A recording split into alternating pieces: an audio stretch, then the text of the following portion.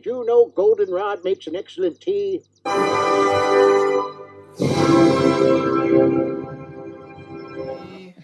Happy birthday to me. Happy birthday, dear Aaron. Me. You are a sad, strange little man, and you have my pity.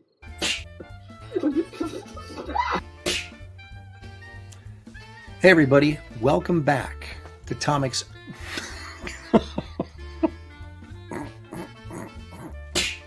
veteran of the comic book industry for 30 years. I'm a writer, I'm an artist, and this sucks.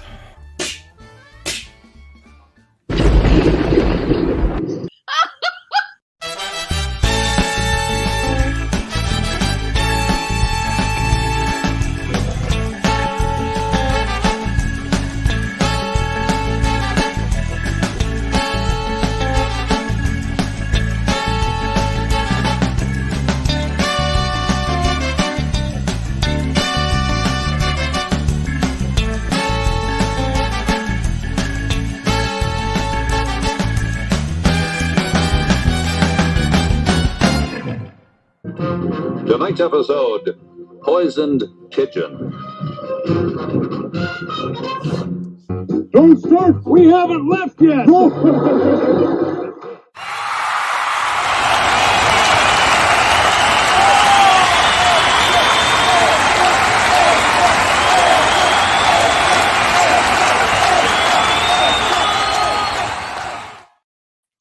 Well, there's going to be a lot more Aaron today because once again, sadly, Shelley Showtime will not be joining us. What has happened is she's turned into Kelsey Shannon. She's disappeared. I don't know where she's at, but she's at least better looking than Kelsey. So, no, we've been working on my studio. As you might be able to tell, the backdrop's a little bit different. And so we spend Saturday working on the studio, and then Sunday she's like, I can't do it. I can't do it. And so what are you going to do? You know, I'm next week, no more anything on Saturday. So you rest on Saturday because Sunday you have to do the show. The people demand it. So, but anyway, flying solo till Phil gets here. PHIL DIAZ will be my guest today. It is Aaron Live. It's February 26th, 2023, if you can believe it. We are almost into March, and we just had a snowstorm here. So if you are waiting on artwork from me or a shot glass or a hat similar to this one, they were supposed to go out last week, and well, it snowed, and so tomorrow it's all going out. So I apologize if you made a purchase last week that it didn't get sent out last week, but it will be going out Monday. So there you have it. So anyway, welcome. Thank you for joining me. I know it's probably a little bit of a disappointment to know that it's just me, but we do have a show for you. We have a huge show for you, tons of stuff. And so why delay? Let's get started right now by checking the chat and see who has dared to join us on this fine Sunday afternoon. Leg Kick is here because Leg Kick, of course, is almost always here. Marcus Killigrew's here. Marcus saying hi to everybody. Unfortunately, Shelley isn't here, but she may be watching, and she could be watching. She could be seeing that salutation right now. Marcus also says, I just emailed Aaron my entry in the art contest, and I got it just moments ago because I checked the chat before I went on. We're going to review, well, not review, but I'm going to show you guys all the entries so far. We still have a few days left and see what the competition is like. Stippling Vaughn is here. Stippling has a piece, but last I saw, he hasn't, he showed it on Twitter, but it's black and white at the moment, and he was questioning whether or not he should color it. So I don't know that it's officially been submitted yet, so it's not in my file here, so I don't think he's officially submitted yet, so we're just going to have to leave it to your imagination, or take a look at his Twitter post feed. And I think I may have retweeted it too. You can check my feed as well to see it. Bill Maxwell is here. Kevin Thomas, Dan, the Pizza Man Genovese. I had pizza last night. It was mod pizza, not Dan's pizza. Good evening, Aaron, Shelley, Phil in the chat. Well, everybody's here except Shelley. But thank you. H is for Heretic. Great convo last night. Lots of things I'd forgotten about, especially Cloak and Dagger. I know when you start talking about, I'm sorry, I didn't mean to give you the middle finger there. Once you start talking about miniseries or older series or limited series or series that got canceled after X amount of issues, it's amazing the things that pop up. You say, oh yeah, I remember that. Oh yeah, I remember that. I read that. So it's always fun to do those shows with James and just, talk about nothing but comic books and comic art and how they affected us in our younger days.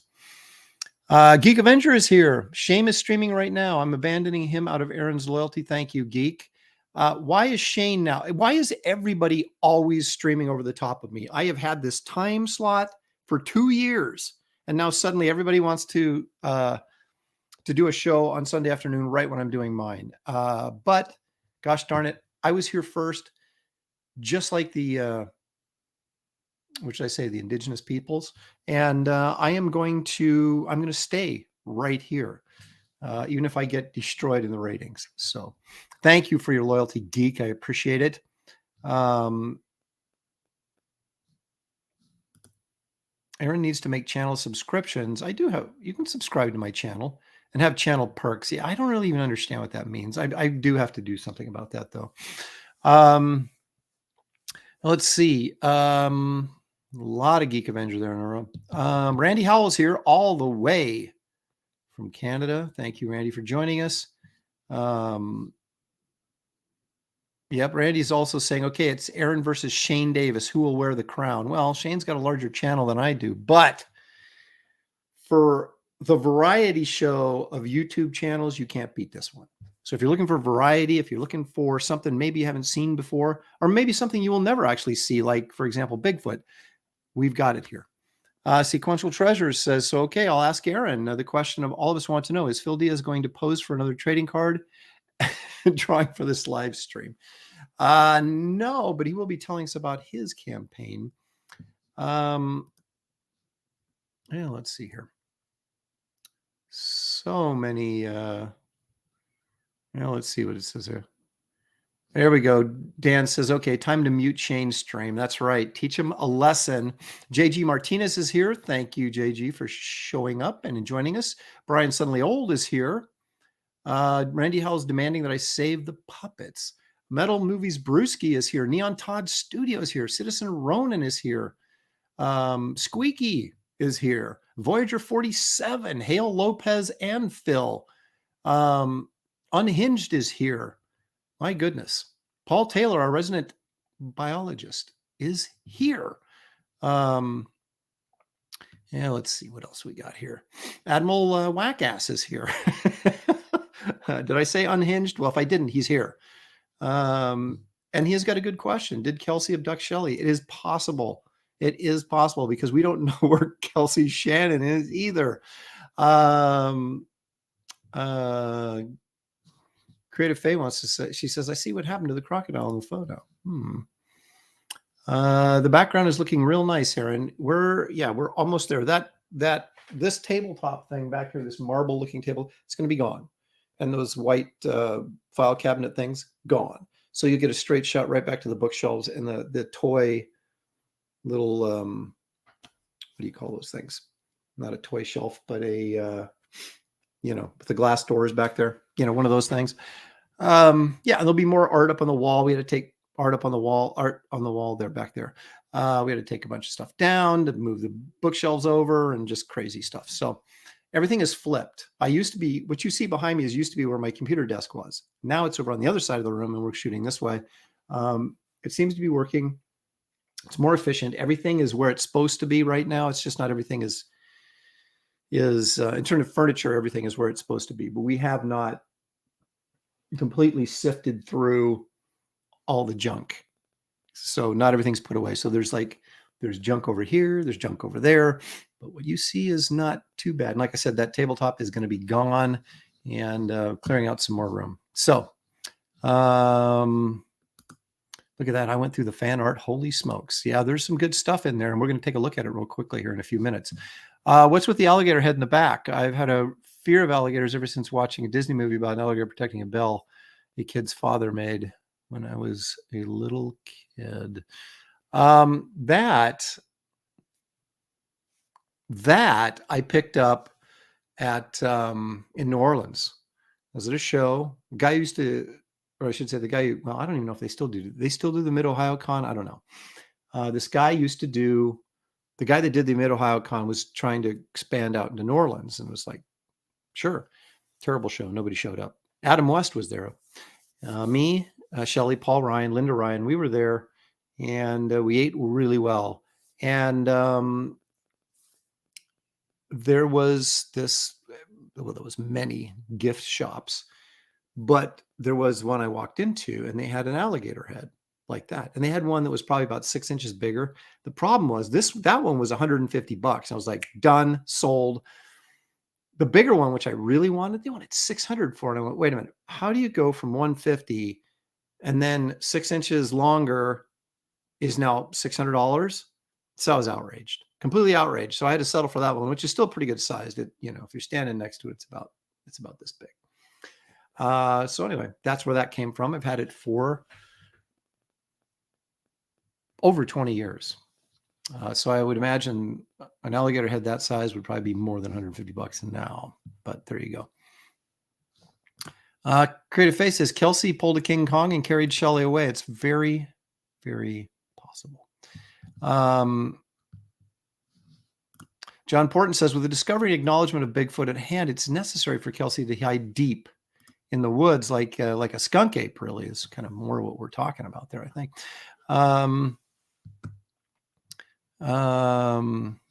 There you go. GJ Martinez actually is one of the people who purchased a piece of art from me. And he says, no worries, Aaron. It's worth the wait for sure. We wouldn't want anything to happen to you. Icy roads are no joke. And that is the truth. That my entire life, I've been in one car accident. And it was because of black ice.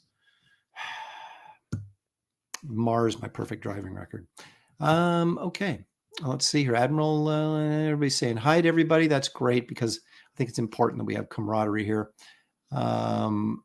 Rapal, I can't, Rapal, how do you even say that? Rapaller man Jack MB Bonner is here. And it took every ounce of strength I had to spit out that name. Wait a minute. Are you kidding me? We had a potbelly for dinner, like a potbelly pig. I didn't know you're supposed to eat those things. I thought they were pets. I had a potbelly pig back in the day, so it kind of touches my soul a little bit there. So you got one. I'm almost alone with my submission. Oh, so you got one in. I'm almost done with my submission. Oh, he's talking to Marcus Kilgrew. Andre Lima is here. Thanks for joining us. John Porton says, I like you, Mr. Lopresti. I like you too, John, and I appreciate it. Phil Devereaux. What a great last name. Did I have a character? Claire Devereaux. I'm sure I have a character named Claire Devereaux, or is that like an actress? Maybe I'm conflating the two things. But Devereaux is that's a cool last name. I like it very much. Comic Borgs is here. I'm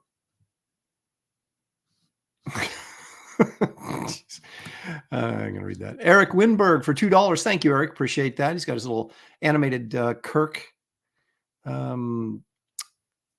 avatar there. Support Aaron in his time slot. Thank you. That's right.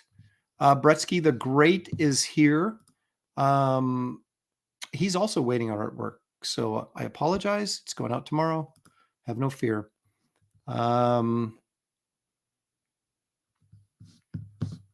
It's actually Mange Davis. I don't know what Shane's up to, but there you go. Dan Genovese says he's Team Aaron. There you go. That's the way to be. Tarks9 is here all the way from Canada as well. Let's see. Do we got anybody else here that I have? Anthony Hans is here. Scott Dunbeer. How about that? Yeah, display case. I know these are tough words, but there you can see it back there a little bit there.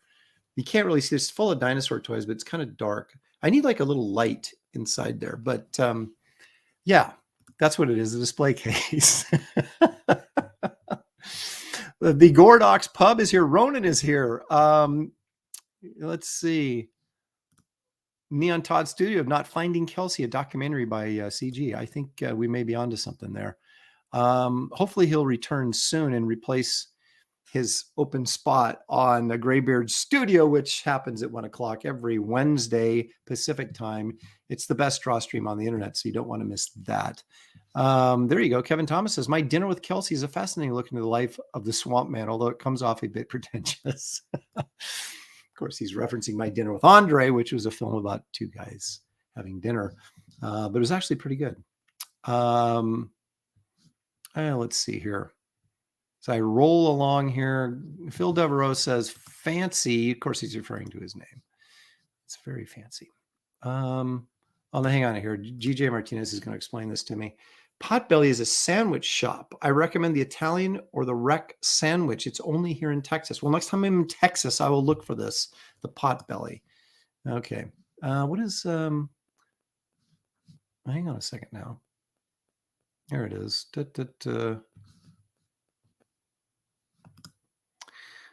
Admiral says, a work van almost spun out in front of me a couple of days ago on black ice. Luckily, guy was able to gain control before he went off the road and there was no oncoming traffic. It's no joke, man. It was like people were saying that it was the worst snow we've ever had here. And I was like, seriously? Like they said they got 10 inches in some spots. And I was like, we got about 4 to 6. And that happens about every 3 to 5 years around here. So it's not... I mean, it's not common, but it's certainly something we've seen before. But apparently the snow in the downtown Portland area was the worst ever, the worst since 1949 or something. I don't know. Paul Taylor, our resident biologist, says, I was a passenger in a rollover when a friend hit black ice. We did 3 full turns. Never drive with skates by your feet. I'm getting hit in the shins by skates while protecting my head. This stuff's flying around, I'm sure. Wow. Okay. Hey, there's Dan Lawless. He's joining us. Thanks for joining us, Dan. Appreciate it. Yeah, we have over 70 people watching right now. So hit that like button and subscribe. In a minute, we'll get to that. Eric Winberg for the studio fund, $2. Thank you so much again, Eric. You're a generous, generous man, and we appreciate it. Okay, looks like I've called out everybody I could. Squeaky says they had a Potbelly sandwiches in Washington, so maybe they're not just in Texas. This is the truth. Every year there's new winter drivers. Winter is winter. The accidents go up and down based on the rookie winter drivers. Man, isn't that the freaking truth? That's why I just don't drive in it. Plus, I have a small truck, which has no weight in the back, so you're just asking you to fishtail and spin all over the place. So it's a great excuse for me never to go anyplace. Would Aaron dare take the stinky fish challenge if we get him to 137? I'm not sure what that means, so I'm not going to commit to it just yet. All righty, let's see what we have on the agenda today. We'll do a few things before Phil rolls in. But first, let's do this public service announcement.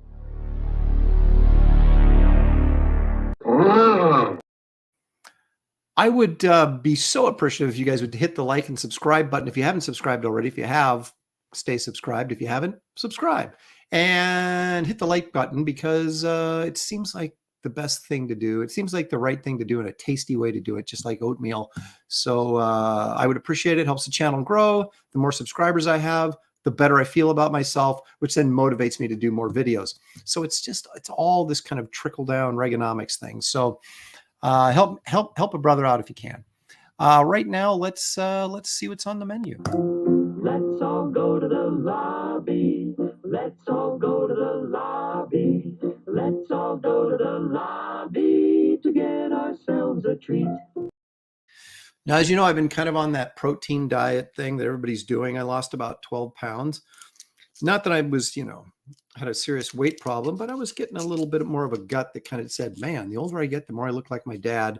It's kind of like, I got to do something about that. So I did. But today I snuck into Nana's room, or my mom, and stole a piece of Dove chocolate filled with caramel. And so I'm eating sugar when I'm not supposed to be. Doggone it. Who's texting me? Okay. So enjoy a quick snack with me, because as they say on the internet, it's disgusting to eat on camera. So I'm doing it anyway. That's what makes me unique. I don't mind being a disgusting pig. You can't help but be what you are, right? All right. So let's do this real quick. Some of you may, or may not be aware that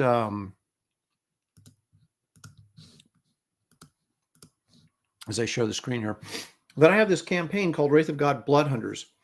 Now, what we need to do, we are at 2,061 backers. Now, Wraith of God, the original graphic novel that came out this past year, we had 2,667 backers. So we're still a ways away from matching that total. And that's really kind of where my focus is. But also, if we get to 140,000, and we're creeping up on it, we get the free, did I emphasize free? The free Dan Lawless trading card. That goes into the mix, right? So that's added to all the other free stuff you get. You get the free Garbage Man card. You get the free Kit Carter card. If you did early sign up and backed, you get the free Merv card, sometimes known as the PHIL Diaz card. We'll talk to him about that. But you can also get that for $5. If you did not sign up early, you can still get it. And there's also an Esther Queen of Hearts playing card, which I haven't done the artwork for yet. So that'll be coming up soon. There is the art contest, which ends in a few days. And we're going to take a look in just moments at the entries so far. But you can read all about it right here. Read all about it right here. We have 4 cover choices for you. We've got the Bisley cover, which is just incredible. We got the wraparound cover by me. We have the Tales of Suspense tribute cover by, it would be me. And the Tomb of Dracula tribute cover to Tomb of Dracula #1. That, of course, is by me, but of course the original was done by the great Neil Adams. We have some nice colored pages here. We have some nice colored pages for Garbage Man, which is one of the backup stories, colored by Dan Lawless. We have Kit Carter, which is one of the backup stories, penciled, inked, and colored by me. And coming up next week, you're going to see the first few pages of the nightclub. So you'll have pages on this campaign featuring pages from every single story that's in this gigantic 100-page volume, all for $25. There's print options. There's the Roughs Volume 2, which I highly recommend getting. It's only $15. It comes signed and numbered. They're limited edition, but it shows all the roughs, page roughs and layouts that I did for Wraith of God, Blood Hunters, and some Garbage Man ones will be in there as well. And so you can kind of look at the roughs, look at the finished product, see the process of how I went from laying something out to the finished. And it is quite fascinating because a lot of changes get made. There, of course, is the Merv the Astro Chimp card. He is Kit Carter's partner and sometimes called PHIL Diaz. So we'll find out if Phil actually knows anything about that. Remember these shirts? They'll be here in probably about 2 weeks and they'll start shipping out immediately. So if you ordered one of these shirts, you don't have to wait long to get one. We still have baseball caps available. We are unfortunately sold out of the first printing of a Wraith of God graphic novel, but the second printing with the new cover will be coming out in a couple of weeks. So if you're waiting to get a copy of Wraith of God, the graphic novel, you'll still have a chance coming up here in about 2 weeks. There are some Garbage Man trade paperbacks still available. That is must reading if you want to continue and understand what's going on with the new Garbage Man stories. As they come out, we still have shot glasses, Wraith of God shot glasses. We don't have Shelley here to demonstrate, unfortunately. Garbage Man shot glasses. All right. So there's just a ton of stuff. It's practically like going to Walmart. You know, you can find anything you want. So the link to this campaign is in the description of this video. So please take a moment and visit it if you haven't already. We appreciate We appreciate your support. Okay, but we did mention, or I mentioned, that there is a art contest going on right now. What do you get? If you win, you get $250 and you get your art published as either a trading card or in the book. And I'm leaning towards trading card because I kind of want to grow this whole sort of trading card line that I am developing. I've got a lot of IPs, a lot of characters, and I just think it'd be awesome to have like a, like the Loprestiverse trading card line. So that's kind of the way I'm leaning at this point. Okay. The chat got way ahead of me while I was blah, blah, blahing, talking about pot bellies. There's this stinky fish challenge. I don't even know what it is. Black ice. No. No. Let's not give Phil a bad rep. Okay. I told him not to come in until 4:30 because I do this kind of chat with the chat as we, chat with the chat. I'm going to TM that. So that, I don't want the guests to sit there twiddling their thumbs while I am kibitzing with you guys and then turn my attention to the guests. So I always do this kibitzing first and then the guest comes in. So this is all planned. It's all planned. Unhinged says, I'm happy to see Aaron is getting my texts. Yeah. Don't worry, I won't tell Graham Nolan. About what? What did I do? Stole from his mom, degenerate, because that would be the candy. That's right. No dislikes on this channel. Thank you. Boy, we're still talking about black ice and hitting people. And Marcus Killiger, great looking card. Yeah, it is. Dan Lawless does terrific work, and he's coloring the Garbage Man story too. So if you like those kind of Frazzetti-y, funky colors that Dan does, you're going to love what he's doing on Garbage Man. And I'm going to be sending him this week 3 pages. Those of you who've been following me on social media will see that I posted 3 black and white Garbage Man pages. So we have the first 5 done. I'm getting those to Dan to get colored this week. And I don't know, he'll get them colored this week, but I'm sending them to him this week so we can get some more color and get even a broader idea of what he'll be doing with the story. Very exciting times as we move quite right along. I just finished inking page 33 to Wraith of God. It's a 50-page, 51-page story. I had to edit some stuff, not to take stuff out, but I realized that a scene I did wasn't working, so I had to rewrite it. And it actually ended up only being a page less than it was normally, but it works better. So this now may be a 50-pager story instead of a 51-page story, but whatever. Could end up being 52 pages for all you know by the time I get from here to there. But we technically just have 17 pages left to go on the Wraith of God story. And then, of course, got to finish the Garbage Man story and the Nightclub story, which I'm working on this week. So I may have several pages of that done as well. So we're moving right along. So Dan Genovese says, I dig chicks in space. I really look forward to Kit Carter. Astro Chimps are cool too. I'm also looking seriously at next doing a Kit Carter graphic novel, 64-page graphic novel with a hardcover, softcover option, and then returning to Wraith after that. But if I do that next, there will be like an ash can. We're going to call an epic ash can. Epic. Geez, I keep doing that. Empire Comics ash can, which will have a preview of the next Wraith of God story.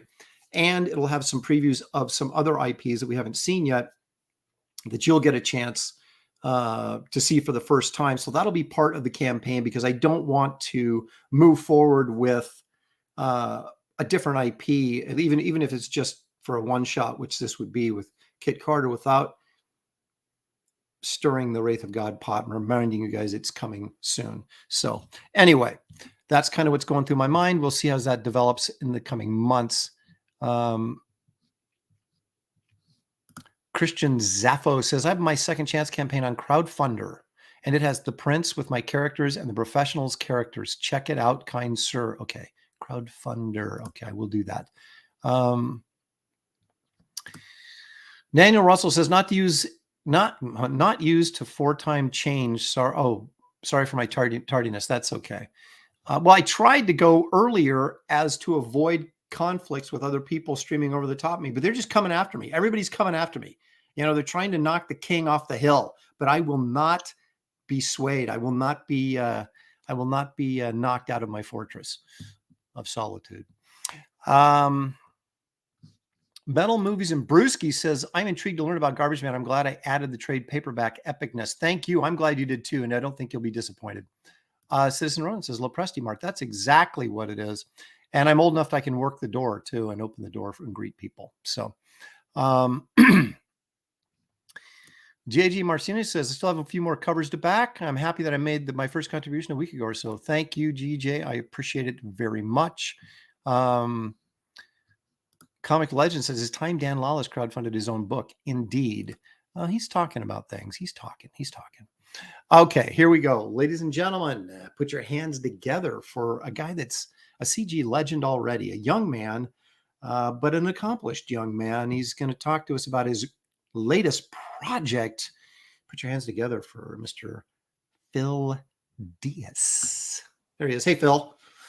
Hey, everybody. What's up? Yeah, that was the pose, man. I should have snapped a still frame there. Yeah, how you doing? Working on my headshots. Good, Aaron. Thank you for having me on the show. Well, it's my pleasure. You got a lot of stuff going on, and we're going to take a look at it in just a moment. But we're going to take a quick look first at the people that have entered the fan art contest for Wraith of God Blood Hunters, and then we will jump in on the Lost Pages and see what you got cooking. Awesome. And we got a little. Well, it's not really a Simon Bisley game, but it's a little bit of Bisleyness that we're going to discuss after we take a look at your campaign. But first, let's take a look at, I think we've got about 15 entries. So we'll take a quick look. Now, I don't have everybody's name attached to these because I got the email and I just dumped them in the folder. Yeah. So I know who a couple of did these, but if I don't mention your name, don't be offended or anything. I'm just showing the art so everybody can see what they're up against and people that are still yet to enter. But here's our first one. I know this one is by our good friend Daniel Russell, who just got in the chat. So he went and did a full color Kit Carter. How about that? That's awesome. Now, some people, Phil, are saying that you look like Merv the Astro Champ. Now, I've never said that. No, I've heard that. Yeah, you're considerably taller, though. Yeah, that's true. Let's see. I always thought I was the tallest guy, but you at what, 6'5", you're telling me you are? Yeah, 6'5". You're a giant. Yeah. I am 6'2", and I feel short now. I was feeling tall, but okay. You're still acceptable, That's right. I'm way above average at 6'2". You're like, way above average. But I think people are just trolling me with this chimp thing because they know that I loathe primates. Oh, really? Primates? Is that true? Is it primate or primape? No, it's primate. Primate. It's T. It is. Yeah. That's all right. Well, I will take. We're going to take a look at that real quick and just compare, and we'll see if there's any reason why there should be a comparison going on. But let's take a look at these first. Okay, that's Daniel Russell doing. Now this one just got sent to me. I don't remember the gentleman's name. I'd have to go back and check my emails. So you guys forgive me, but we're just sort of looking at the art anyway. So if I don't call your name out, it doesn't mean anything. This is an oil painting. I know who this is. Well, who is it? This is Skunk Artworks. Yes, that's it. That's it. Yeah, he's awesome. Great painter. Does some really cool pulp stuff. And I saw this today. I'm a fan of his work, so I remembered that. Yeah, that was really cool. And an oil painting too. That's that's some work. Randy Howell from Canada says he backed the Lost Pages on the first day. How about that? Hell yeah, Randy. Thank you so much. Nail Bunny sending $2 my way. Thank you, Nail Bunny. Shane's got his nips out. Couldn't hurt, guys. Yeah, I don't think that's going to happen. I've never in my entire life had enough to drink to do that. Did you talk about your snack? Did you have a snack today? I did. I just stole a piece of Dove chocolate from my mother. Oh, and she wasn't looking. Always good. I brought a snack. What did you got? I want to see. Sliced apple. Well, that's healthy. See, I should have got I was going to bring a carrot up here, but then I thought, no, I'm going for the chocolate, man, because I've had hardly any sugar for like 6 weeks. I mean, almost none. So Paul Taylor, our resident biologist, says, wow, he's an inch taller than me. Don't hear that very often. So Paul Taylor coming in at 6'4". I'm coming in at 6'2". You're at 6'5". That's quite a lineup right there. Okay, let's see what else we got here. Okay, now this is Stippling Vaughn, and I think I stole this off the internet because Stippling has not, he hasn't officially submitted yet because he said he was thinking about coloring it, but we're going to take a look at it anyway. Oh, this guy's the stipple maniac. Are you kidding me? Look at that. Crazy. The stipple. I know. That, you want to talk about patience. Judas Priest. Look at that. Craziness. He's a madman. Wow. That is really cool. I got some really cool stuff in here. So it's going to be a tough choice when we get to it. Here's another color piece here. Let's take a look at that as Phil eats his healthy apple, because an apple a day keep the old doctor away. Okay, but this includes all the characters. You got Garbage Man, you got the Nightclub, you've got the Wraith of God, and you've got Merv the Astro Chimp along with Kit Carter there. Wow. Everybody. In full living color. It's a full house. Yep. It's a really nice piece. This just came in. Who is this from? Oh, I can't remember. It's all right. I keep saying that. I said, just show the art and quit worrying about it. Here's a black and white piece here with Garbage Man and the Wraith. Look at that cape, that graphic design using that cape. Very, very cool. Yeah, that's cool. Look at that. I like the rebar sticking out of Garbage Man's head. Yeah, that's right. Well, literally, you could have a toilet seat sticking out of him if you wanted to, because he is, that's totally up to subjective interpretation. All right, let's take a look at this one. This one's pretty darn cool as well. This was like one of the first ones I got in. Look at that. Oh, yes. Look at that sky back there. Adam Miller. It's by Adam Miller. Yes, you're right. That is correct. Thank you. See, I'm glad I brought you on. You could tell me. Now, guys, I do have these names. Okay. They're not attached to the art, and they just, so I have to go back and cross-reference. So we showed this on our stream when he posted this. Did you see his reference shots for this? No. He posed him, like his wife took pictures of him standing like this. And he posted them on the piece. Yeah. It's pretty cool. That sky, that's just a really cool piece. The color, the sky, it's just creepy, dynamic. The color's really nice. That's a really good one too. Okay. And this is from Don Draws stuff. I remember, he actually got the back cover of the Wraith of God graphic novel. That's right. Based on a piece he did that I really liked last time. So will he squeeze some more cash out of me? We'll find out. We'll find out. But that's another good one right there. He has this sort of really nice sort of graphic design style that, it's like poster quality, it's just really cool. So there's such a variety of styles. It's going to be really hard to. Now, how do you judge these? Is there a panel? Yeah, me and Shelley. All right. I'll make the decision and take the heat, baby. This is Marcus Killigrew who just turned this one in of Kit Carter. That's although great. We have to ask if she took her bubble helmet off. We assume then this has got to be like a Star Trek planet where there's oxygen to breathe. Yeah, good atmosphere. Yeah. She's very buoyant, as you can see. So there's probably a lesser gravity on this planet. Yep. Great job, Marcus. Thank you for that. And the only reason I remember that it was Marcus is because he just sent it in minutes ago. Nice. Okay, here's another one, another black and white one. This kind of reminds me of who's your character? Your Lost Pages character?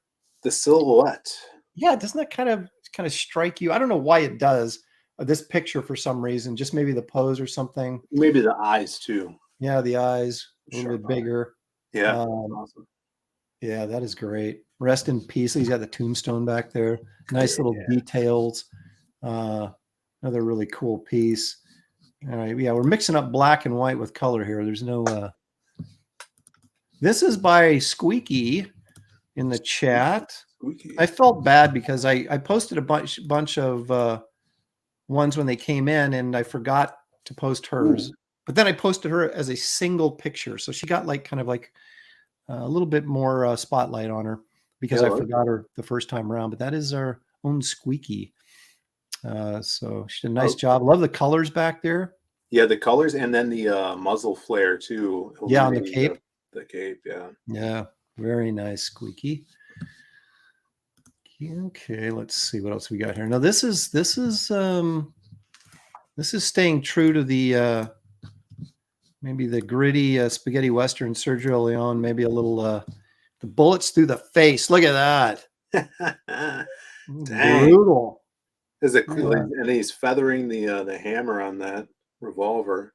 Yep, I love that. Well, and you know, I love how he made his vampire. Mine, of course, is bald. That, you know, no reflection on me or anything, but he gave this guy a nice coif of hair there. Mm-hmm. So I actually like to see him getting shot through the face like that, because I just, you know, people that have hair really, you know, it kind of gets under my skin a little bit, but not except you, Phil. I'm totally cool with you having hair. Thank you. Okay, so we're good there. I'm not gonna, you know, I'm not gonna come after you or anything because you have hair, just because I don't. Well, let's just let that go. Just here we go. Now we've got. Oh my gosh, that werewolf's taking a bullet right to the brain that's coming out the backside of his head. I know who did this. And he's okay. Drop the name. This is Matt Burke of Metal Movies and Brewskis. He has a YouTube channel. Okay, yep, that's right. Look at he's stabbing the vampire chick and blowing the werewolf's brains out at the same time. Yeah, getting the job done. Tremendous violent content. I love this. And the, you know, the detail. You guys are really putting a lot of work into these, and it's just really impressive. It's going to be unfortunate that I only can pick one, but you know, gotta do it's the school of hard knocks, man. But I do appreciate all you guys coming in strong. I'm guessing that the scan on this grayed a little bit on him.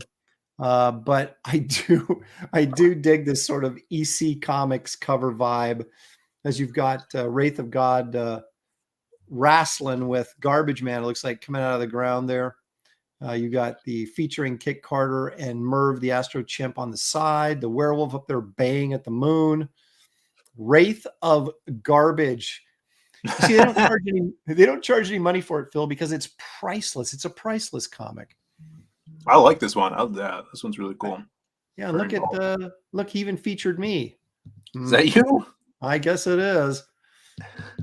That's the only guy I know with glasses and no hair that would be associated with this campaign. Now, this one comes all the way from Brazil. Ooh. Look at that. Oh, yeah. Ooh, that's good. Yep. Burning the entire town down. Don't mess with the Wraith, man. Look at what him. do they feed these artists in Brazil? I don't know.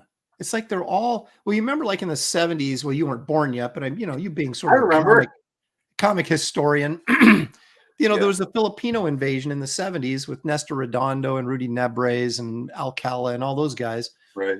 And now you've got sort of this Brazilian invasion, I think.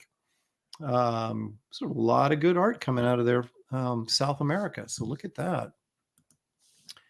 Yeah, that's great. Here we go. This is now, see, this guy's previewing artwork that I haven't even previewed yet. This is from the nightclub story. Ooh. We've got sculpture, that's the stone chick, metal, which is the metal guy. That makes sense, right? You know, it's easy to remember. And then the elephant guy is Trunk. So they seem to be having a dust up here, which maybe this is a preview for coming attractions in the nightclub story, which we will see in Wraith of God Blood Hunters. So there's I another really one. like this one too. This one's great. Yeah. And full color as well. Look at that. Now he's bringing those violets in from the background onto Trunk and to our characters. A very Frazetta-y thing to do. Very nice. We got 3 more to go. Let's do it. All right. This is Bill Weiss, I think. Memory serves. Now, this kind of is a Wraith, but a tie-in to the show is we've got of him gunning down Bigfoot. Do you have any feelings on Bigfoot, Phil? Yeah, I feel like besides Kelsey Shannon, he probably doesn't exist. Okay, well, we're gonna have you look at some videos here a little bit later in the show, and we'll get your professional opinion on them. All right. Okay. Okay. Now this one is this almost got kind of a cool fine art vibe to it. Look at that. Oh wow! Yeah, I dig that. Look at that flame back there and everything. It's almost Van Gogh-esque, you know what I'm saying? With the strokes back in the fire. It's just really kind of cool. Reminds me of Mephisto as well. Oh yeah. Or Dormammu. That is some really groovy stuff. Look at that. Mixture of that. I like it. Yep. And here's our last one we're going to show today. This is a newer one that just came in. All righty. So now he's included the bald vampire, which makes me feel better about myself. There you go. So it gets brownie points right there. But you've got the Wraith on his horse. Love that moon in the background. The sky did a nice job there. And great depth. Yes. And it kind of it almost feels kind of like a movie poster the way it's set up, don't you think? I dig that. That's really good. So this is what I've got so far. So it's going to be a stiff competition, dare I say. But thank you guys, everybody that's entered so far. Technically, the contest ends the end of this month, but if you're almost done and you want to message me and go, hey man, can you give me a few more days? I'll give you a few more days. It's not like, it's not cut in stone or anything. But we do have to put an end to it at some point so I can actually judge them and tell who the winner is and all that kind of stuff. Wait a minute. No, Botes, I was hoping to see mine. Did you send yours in and I lost it? I'll tell you what. Message me and because I may have misplaced it in all my mess of digital files, because you're right, I do remember you sending me one in and I'm like, well, where the heck is it? And I don't want to reveal your real name on stream, so I can't go look in the in my email to see if it's there. You're only one man, Aaron, I know, but if you alert me and I'll see if I've got it. If I don't, I'll have you resend it. And I'll tell you what I'm going to do next week. I'll show just yours. How's that? And then you'll be special. Oh, you know what?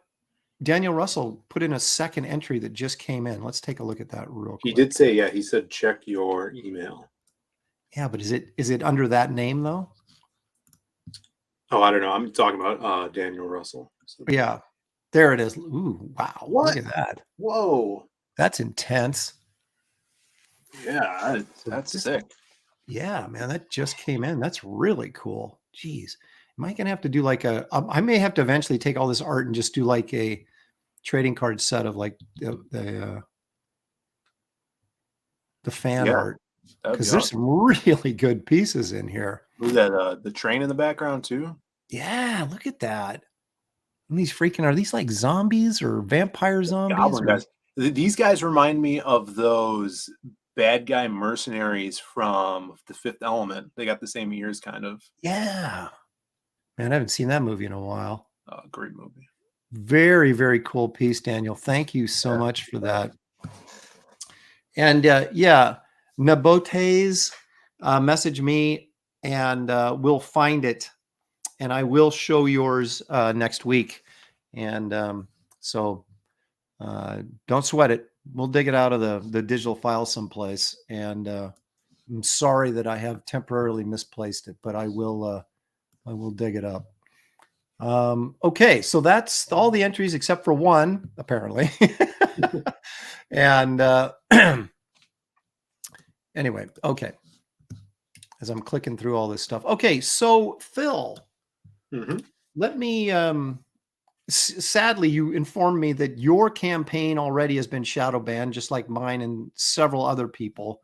Yeah. It's like they got a list or something. I don't know. It's very, very frustrating. But I do have a link to your campaign in the description of this video, so people, you can go there at any time, check it out, back. But now I'm going to take you there, and we'll take a look at Phil's campaign. And Phil, then you can kind of tell us about it and give us a little background, because this is Lost Pages 3, Crimstone. So give us the elevator pitch, man. What's this all about?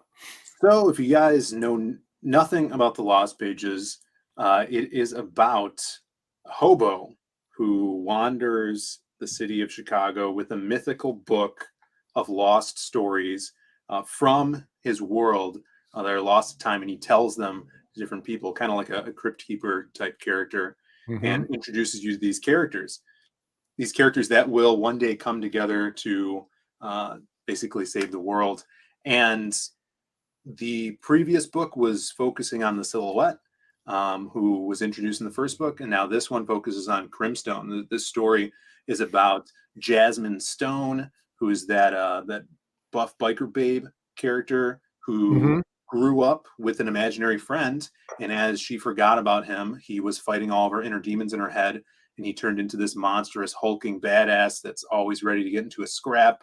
In this story, she gets kidnapped, sedated, and he falls back into her head so she can't see him anymore, and she loses her super strength and invulnerability, and he once again has to fight his way back out of her mind. And in this story, we're actually going to see a lot of these inner monsters, and the adversity has to come over. You know, as you can see on that front cover, that big monster in the background who kind of rules over her mind when he's in there.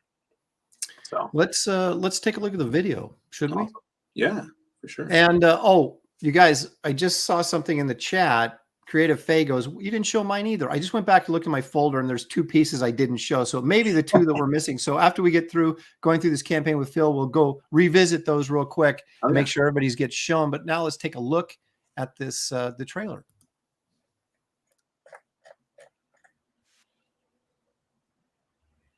Oh, I don't think you shared audio, Aaron. I hear nothing. What did they? Okay, why isn't this working? So you're getting the visual, but you're not getting the audio.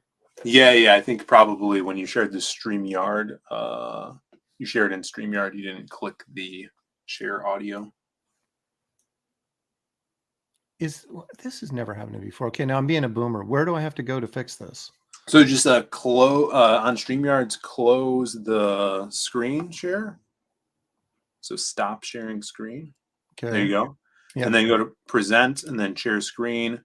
And when you do share, make sure that share tab audio at the bottom of the window that popped up is checked. Or it is, and it says share tab audio. So it should be good. Oh, let's try it again. Doggone it. Okay. Let's try it again. This should work. And see, they're all going to blame me and say, Boomer, you're an idiot. You know what you're doing. And okay, let me see here. You hear it now? No, I don't hear it. Do you guys hear it? Maybe I hear nothing. You're not hearing it, huh? No. Are you guys in the chat hearing this? I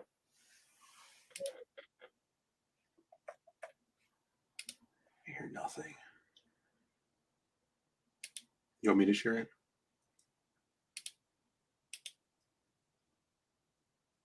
Anyone in the chat, can you hear this? Let me know. No. I hear nothing. What the heck?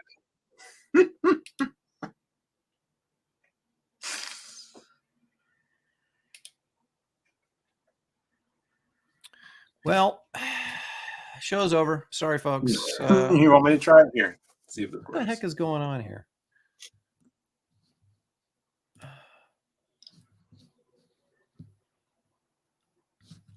Okay. This one? All right. Yeah, go ahead and roll it.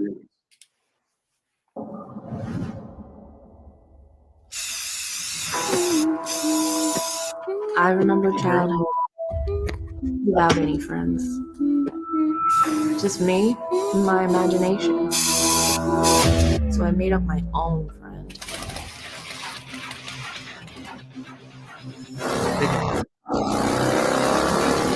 Crim's my best bud.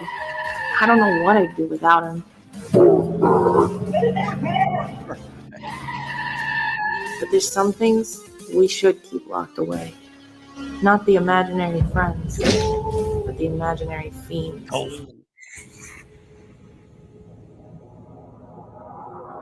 Crim, where are you?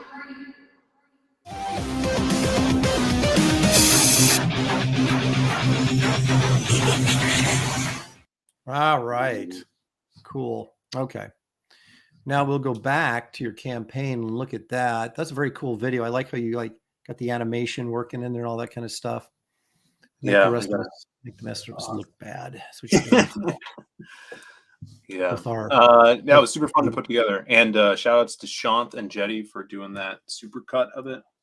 Because I had a longer trailer. I was gonna say I saw his name attached. So all right, so you've got a variety of covers here, which is something I'm kind of excited to take a look at. So this is this your main cover or? Yes, yeah. So that's the main cover. This is the first time we're actually ever done 2 covers on a campaign before. But so this is pencils by Dan Dahl, who is all over this project. He's doing a lot of pages for us. He's doing our ash can as well.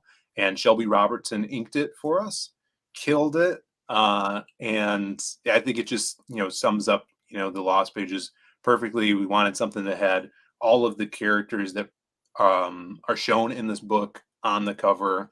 And the big bad guy in the background there, his name's King Loath. And he's the monster that rules over Jasmine's mind inside of her head. So it gives me kind of like almost Kirby vibes with like Fantastic Four monster in the back. Yeah, exactly. It's just, that's really cool how the big hand is coming out and crushing the wall. And that's really dynamic. I love the layout. That's really cool. You got go ahead. We also, with the character Crim, the big purple guy, his tattoos, since he's imaginary, they change like constantly from panel to panel as to not give the artist a brain aneurysm when they're drawing him. So, actually, that's a really clever idea. I mean, to save the artist, but also using it as a plot device as well. Right. That's really cool. So, if he's in action, we've had him like do big punches, and it'll be like KO on his arm, stuff like that. And on the first book, we had that Bisley did the cover for the first book as well, and he put read this on his knuckles. So that was pretty fun. So yeah, we're back on this one. Well, speaking of the great Simon Bisley, right. Let's scroll down a little bit farther, and you've got yourself a Bisley cover. Yes, alternate cover here for Simon Bisley coming back. I hung out with him at Fan Expo last year. Some of the people like Admiral Wackass in the chat, he was there with me because he's a local guy, and they were bringing their Lost Pages 1 covers over to Simon to sign. And we hung out, we talked, and he wanted to do another cover with these characters because they're so high tea, and he just dug it. So we set this up, and kind of the idea behind it is it's Simon homaging himself, kind of like inspired by the Lobo's Back #1, right, which is one of my favorites. And we even did the logo, Crimstone's back, and kind of did the corner box like DC back in the day. So I couldn't be happier with this. That's really cool, and just the I mean, his colors are always great, but I mean, this is just electric, man. And I love how you Simon Bisley covered up the girl's attributes as not to get in trouble with Indiegogo, but it didn't work anyway, did it? Yeah, yeah, that's right. But if you got, you got to go over to my Twitter or Simon Bisley's Facebook page actually shared this out today as well. It got like 600 likes, which is so cool. Nice. Yeah, so she's well endowed. Don't worry, you guys, if you're troubled by that. So this is tremendous. Now I got to ask you, did how late was he getting this cover to you? I don't know, not that late. Not as late as yours. Well, he must like you better than me, Phil. I guess that's just what it is. I don't know. Now, did you ever purchase the original art from him on either one of your covers? Yeah, for both of them. So and how long did it take you to get it? So on the first one, I was dealing with his art rep before I actually had like, real contact with Simon. So I had first right to refusal, and I, took a while to get back to him, being like, "Hey, I'm ready to buy this." So, but it was soon after that, maybe like a few months. They sent it over. Well, yeah, I'm at the few months, like 3 or 4, and every month I send him a little reminder, going, "Hey, this is your monthly reminder, Simon. Send me that artwork." And he's like, oh, "Okay." And then he like says, "What's your address?" He acts like he's doing it right, and then it never shows up. And then a month later, I go, "Hey, man." So I think eventually I'll get it, but you see him at a con, you could shake him down. Well, yeah, well, I told you, in the, in our private chat, I told you that he was here in Portland, and I texted him. I said, "Hey, if you want to bring the artwork with you, I'll just pick it up," And then he goes, "What's your mailing address?" So I thought, well, apparently he doesn't want to see me. So I didn't pay the $40 to go to the show and see him if he didn't have my artwork. So I said, "The heck with you, man. I'll just wait till we're at the same show together and we'll, meet at the bar again." But anyway, no, he's a terrific guy. He's a little nutty and crazy, but he does a tremendous testosterone fueled work. That is for sure. We got some interior pages. Now, this is a double page spread here? Or is that a promo piece? That is a double page spread. That's the title page for this story. So once you get into it, it's the second and third page, just doing a balls to the wall in your face title. It starts, I'm always trying to make the page turns as significant as possible in these stories.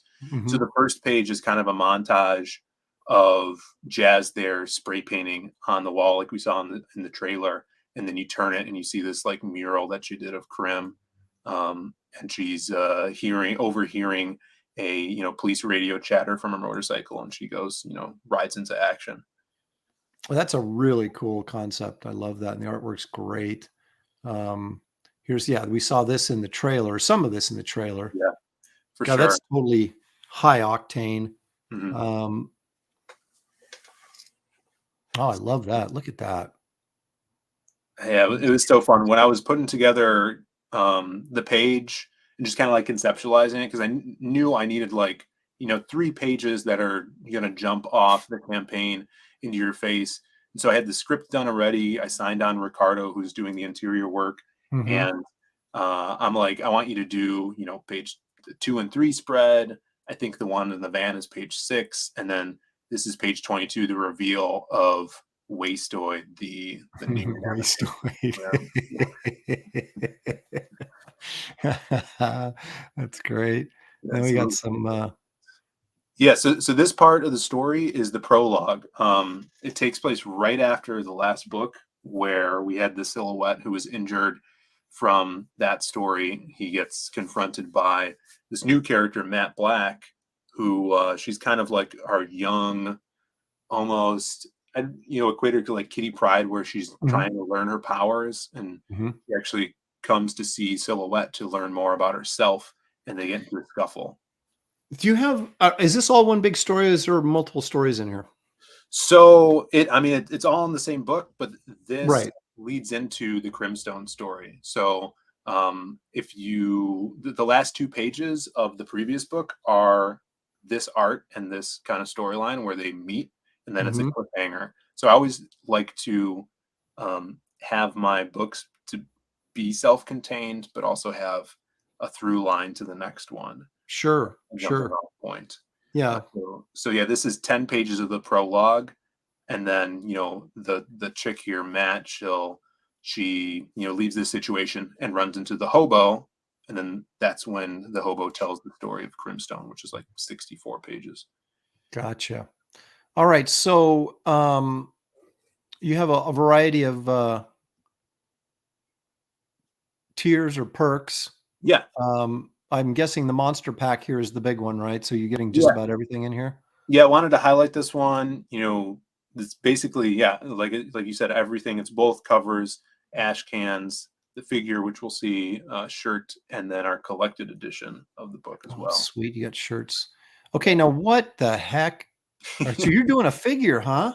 Wow. Yeah, the first time we're doing it, and we saw Shane and Ethan do stuff like this, and my brother and I work for a production company for arcade games, and my boss has like a side business where he does 3D printed models for like Godzilla. Like we had the license for Toho, and so we have these awesome 3D printers, and so we got an awesome sculptor to do 3D model and printing them out for everybody. They're $75. I think it's 5 1/4 inches. You get to put it together yourself and paint it. We're actually doing a series of videos for people that have never done that before, so they could learn how to put that together. But yeah, kick ass. So does do you guys are you gonna make these as 3D printables? Is that kind of how to do it? So print it to order basically? Yeah. Well, we're gonna be getting too deep into the weeds of all this, but I'm just kind of curious, surface level wise. We'll just batch them out and print however many we sell, and then we'll be able to ship them out, in their own box and stuff. God, that's really cool. So they won't be painted; they'll be gray, and then it's up to people to paint them themselves. Yeah, we're actually thinking about doing maybe on the next campaign a contest for like the best paint job that someone does for this, and they get something special. That'd be cool. Encourage that. That's very, very cool. I got to start thinking about that maybe in the next campaign, doing something like that, because when you can do them print to order, you don't have to do what, of course, Ethan did, where spend $500,000 or more, manufacturing these things. You can,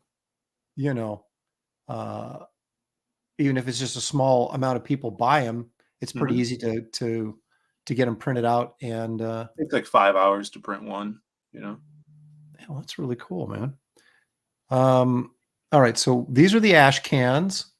Yes. So these are ash cans. Are they previewing coming attractions, or what are these exactly? So this is like an ash can series. So on the previous campaign, I don't know if I have one near me. We did. Let me grab one. It's the People, who's a different character, and this was the first ash can of issue 1. So it's 20 pages, and it's the first time we're doing like a serialized story. So it's a floppy, and I think there's either going to be 3 or 4 of these, and this was number 1. This was exclusively special because it's red paper with black and white ink on it, which is crazy expensive to do. So we found that out. But we're reprinting this for this campaign with a new cover. And then what you're looking at here is the cover for issue 2. And so are those, they're black and white essentially, right? Yeah. And are they comic book size, regular comic book size? No, they are ash can size. Okay. So, okay. All right. Yeah. Yeah.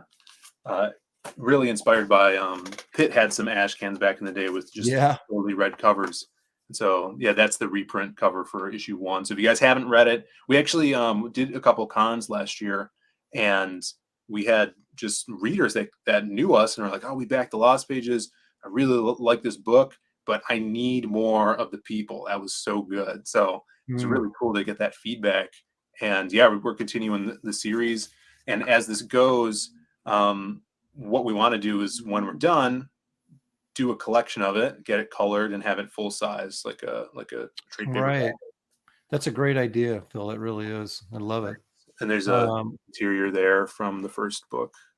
Okay, because you're getting original content in these ash cans, so you're able to get more stuff out there, but then also sort of get your other IPs out there as well in a simpler, less expensive format. It's just a great idea. And the people, he is from the Lost Pages universe. So in the second one, the silhouette meets the people, like they have a confrontation. This whole story is about, the people. By day, he is a courtroom sketch artist, and by night he's a crime fighter. So the people that are the criminals that get out on bail, or they pay off the judge to get out of the justice system, he goes and does his detective work, gets investigates, takes pictures of them, incriminating evidence, beats their ass, and they get thrown back into jail. So it's, in this story, it's very much a dichotomy of the people who is by the book justice, putting these people away, and he meets the silhouette, who is more like the Punisher, where he puts people down. So you have that trade-off there. Puts people away, puts people down. Yeah. Okay. So and the tome, which I have. Yeah, what is this?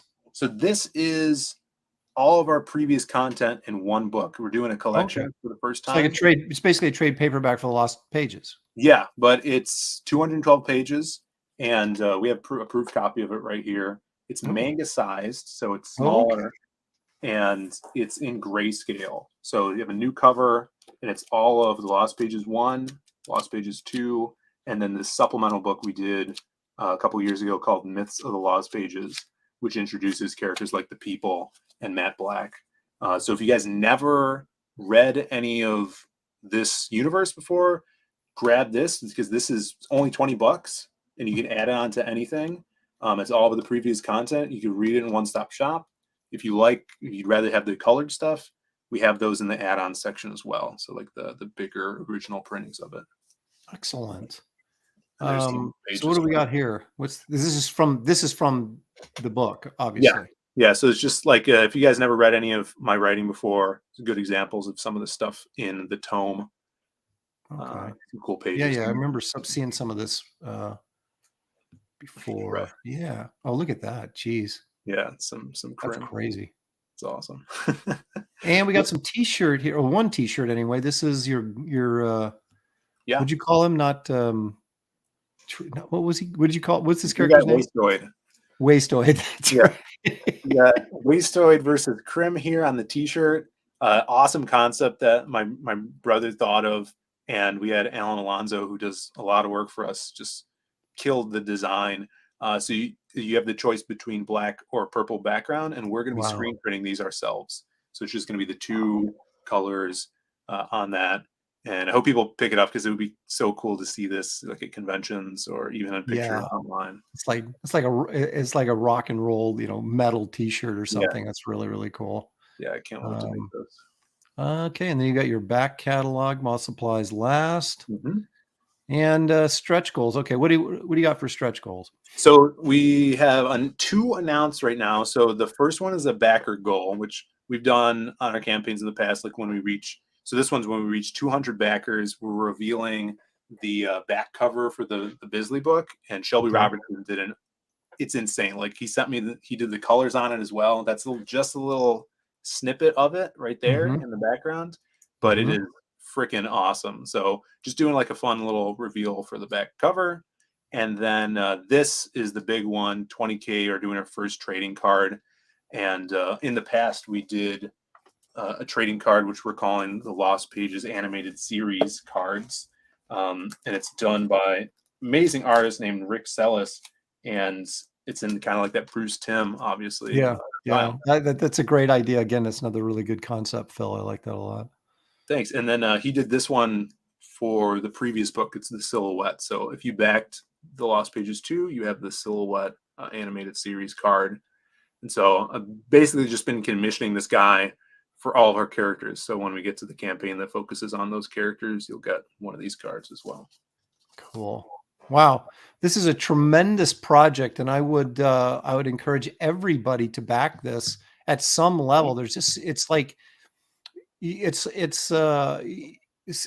mine. We're like the Walmart. You got so much stuff on here, a different variety of things that people can back and get as add-ons and stuff. It's just tremendous, really cool looking book. So anyway, we will we'll visit this later on in the show. Oh, look at that! You got up to Oh, yeah. 270. So we got a few so backers close there. Thank to you guys 190. so much. Thank you so much. Yeah, we're still close to 190. That's awesome. Thank you guys. Yeah, we're going to be, we'll come back and take a look at this in a little bit. We got a few more things here to do. H is for Heretic throwing $5 my way. Thank you so much. I'm sold, just back. Catch up. Tome Pack, my kid doesn't need to eat every day. He's kidding, of course. His kid eats every other day. So that's totally fine. Thank you so much. Well, let's see. Can Phil talk about what he offers on his website that ships right away? Do you have stuff on your website that is ready to go if people order it right now? Yeah, all of the books we've done in the past. So, like, if you really like what you see on the Lost Pages and you grab the Lost Pages 3, but you want to read the previous books right now, you can get them on zadecomics.com. And it's actually been doing really well since we launched because people want to catch up on that stuff. So we have, I'll show you the covers here for the books. We have the Lost Pages 1, which we still have some Simon Bisley covers for the Lost Pages 1. Sweet. That's where it all started. We have the Myths of the Lost Pages, which is that supplemental book. It has this awesome Joe Ball wraparound cover with all the characters on it. Cool. And then, last year we shipped the Lost Pages 2 with the gold foil cover. Oh, that's nice. Look at that. That's very cool. Yeah, you could either get them in the add-ons, which then you'll have to wait when we fulfill this summer, or you can get them right now on the site. So right. That's great. I've got my web page is being redone right now. That's going to have a lot of this extra stuff that I'm selling through the campaign will go onto the website, like the shot glasses and the hats and things like that. Perfect. And of course, the second printing when I do that. But I'm still waiting for them to get it done. But it is moving along. So before I forget, Phil, let me go back and show the 2 art contest entries that I didn't show before. I'm ready to see. And maybe we'll appease the anger in the chat. So this is Creative Phase that she was like, you forgot mine. Well, this almost has kind of an interesting wood block sort of feel to it, doesn't it? And like that old style block printing. I know what you're saying. This is totally like, it reminds me of like Golden Age Westerns where, what was that film? You might know it. It was Kirk Douglas and John Wayne, and Kirk Douglas would just jump from behind the horse onto the horse. Like if there was like a trampoline behind the horse, he would just in one swoop, he would just jump from behind him onto the saddle. I don't remember what it was, but well, I know they were in a movie called The War Wagon together, but I don't know how many other ones they were in. So might have been War Wagon. Or maybe I'm thinking maybe John Wayne wasn't in it. It might have been when Kirk Douglas played Doc Holliday. Maybe he was doing that.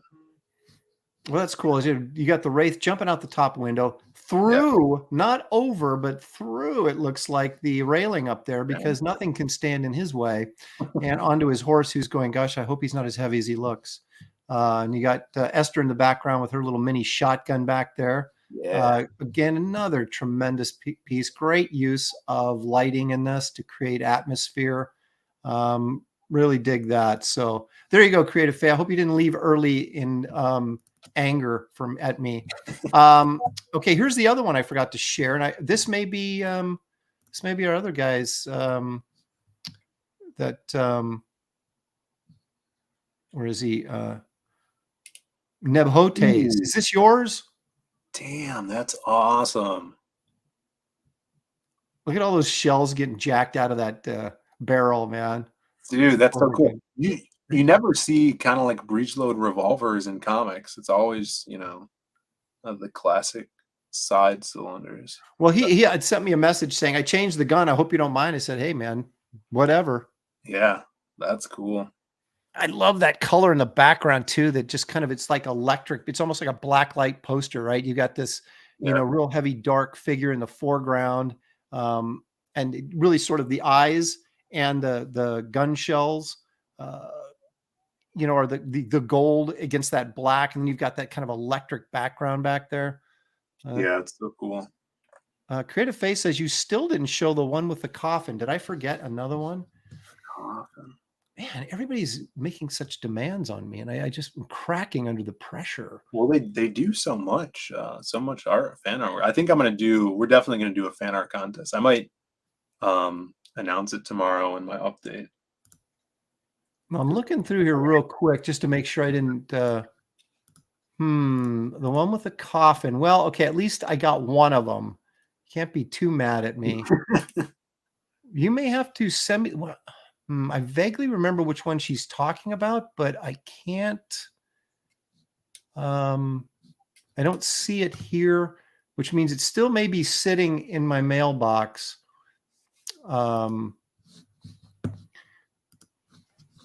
I feel bad now, see, because it's like I thought I had them all.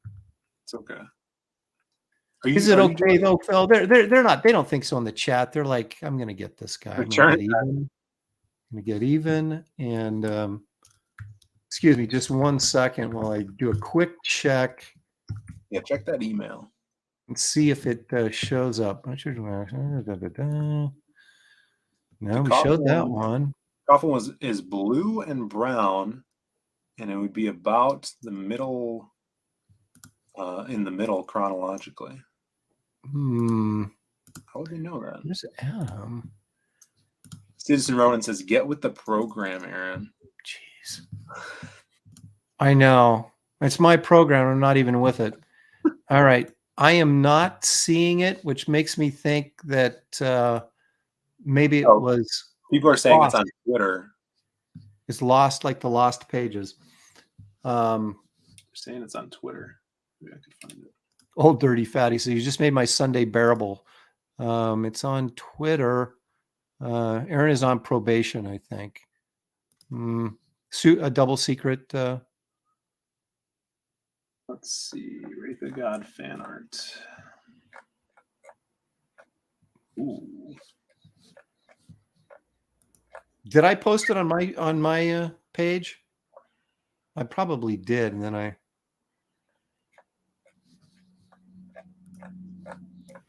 It's nothing like bringing a show to a grinding halt. Is there? We're like searching on the internet for something. I can't find it.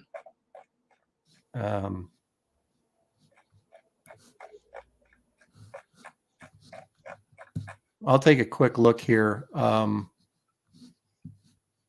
So do you have a your website? Is it just dedicated? Is it like a Lost Pages website, or is it a website just like the PHIL DIAZ website and Lost Pages is part of it? Yeah, it's Zaid Comics website, zaidcomics.com. So we have the Lost Pages, and we did Magic Cop, which was our first book. So those are up there as well. Kelsey Shannon did an awesome cover for that. My brother did an art book. It's called Dr. Zaid's The Butt Book. So it's all if you guys like sexy ladies, here's the hardcover, The Butt Book. And it's all my brother's traditional work, traditionally colored as well. Sexy babe pinups.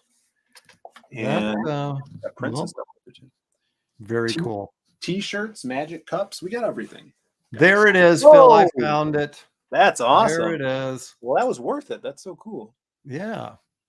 Look at that. So we got the vampire coming up. I got that nice lighting effect. Yeah, that's rad. So it like underlights the his cape, which makes that V shape. There's the black up there, which I'm assuming the background in his cape is making this sort of V shape that's lit up. It's very well designed. Mm-hmm. It's a very well designed piece. That is so cool. So there you go. Now I think I'm crossing my fingers that I've done everybody. Okay. Seems like it. So anyway, as you can see, we have a lot of great entries. So you guys, we still have just a few days left. So if you want to enter, get in on the action. Jay Dredd says the infamous butt book. That's right, Jay. Will you guys offer shirts out of Bisley covers? $2. Thank you, Nail Bunny. Nothing's impossible. I'm not going to offer any more on this campaign, but I will have t-shirts again on my next campaign. And I do want to do a Bisley poster out of my cover he did as well. So we're not done with Bisley. You need to hook me up with your shirt guy because Yeah, I will. I mean, that's something I would like to do. I think we have some Bisley shirts on the first campaign, or sorry, on our website for the first cover that we have, but it's vinyl. We print them ourselves. I'd like to do something more of like what you guys do with your shirts. Yeah, But I'll hook you up. I'll hook you up with a guy. He's very cool, easy to work with. He does all the CG shirts, or at least all the ones that are brought to him. cool. Paul Taylor for Canadian $10. He says, "Well done for perseverance, Aaron. Here is your reward. Thank you so much. Thank you. I knew that all that hard work on the internet would pay off, but I'm glad we were able to get everybody's piece up on there today, because that was my goal. I didn't want to leave anybody out. So, okay, moving this train along here. We've got you're a Wrightson fan, right, Phil? Yeah, I love Bernie. Well, let's take a look at this. This is we do a little thing called the Wrightson image of the day. So let's take a look at what we've got this week. Alrighty.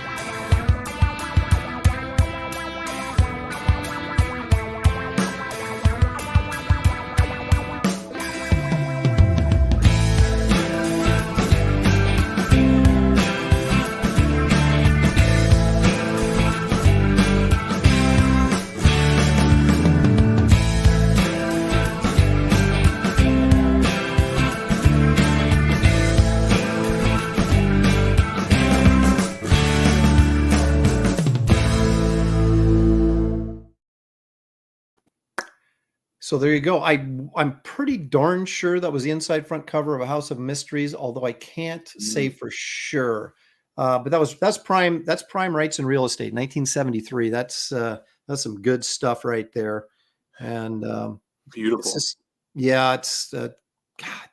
it's when we lose these guys, it's just a shame because he's produced so much great work, and I'm glad that at least they've left that behind for us, that we can go back and revisit that stuff and really still enjoy it as much as we did the first time we saw it. So yeah, so much. Like when I tune into the show, there's like stuff that I've never seen before, and it's basically endless. Like you keep doing the show and just have a new piece every week. That one's so cool. What I really liked about it was that dragon behind him, like lurking. Really, really cool. Well, one of the themes of this show today is toothy lizards, which we'll get to as we move along. But so I thought I got to find something with a dragon in it that I haven't shown, and then I found that, and I was like, yes. Perfect. So yeah, that was a cool one. Okay, another thing I like to do is like to share a little bit of my comic collection, which I'm going to do. We're in the bees right now, so let me run my little intro because I took the time to make it. Gosh darn it, I'm going to use it. Yes.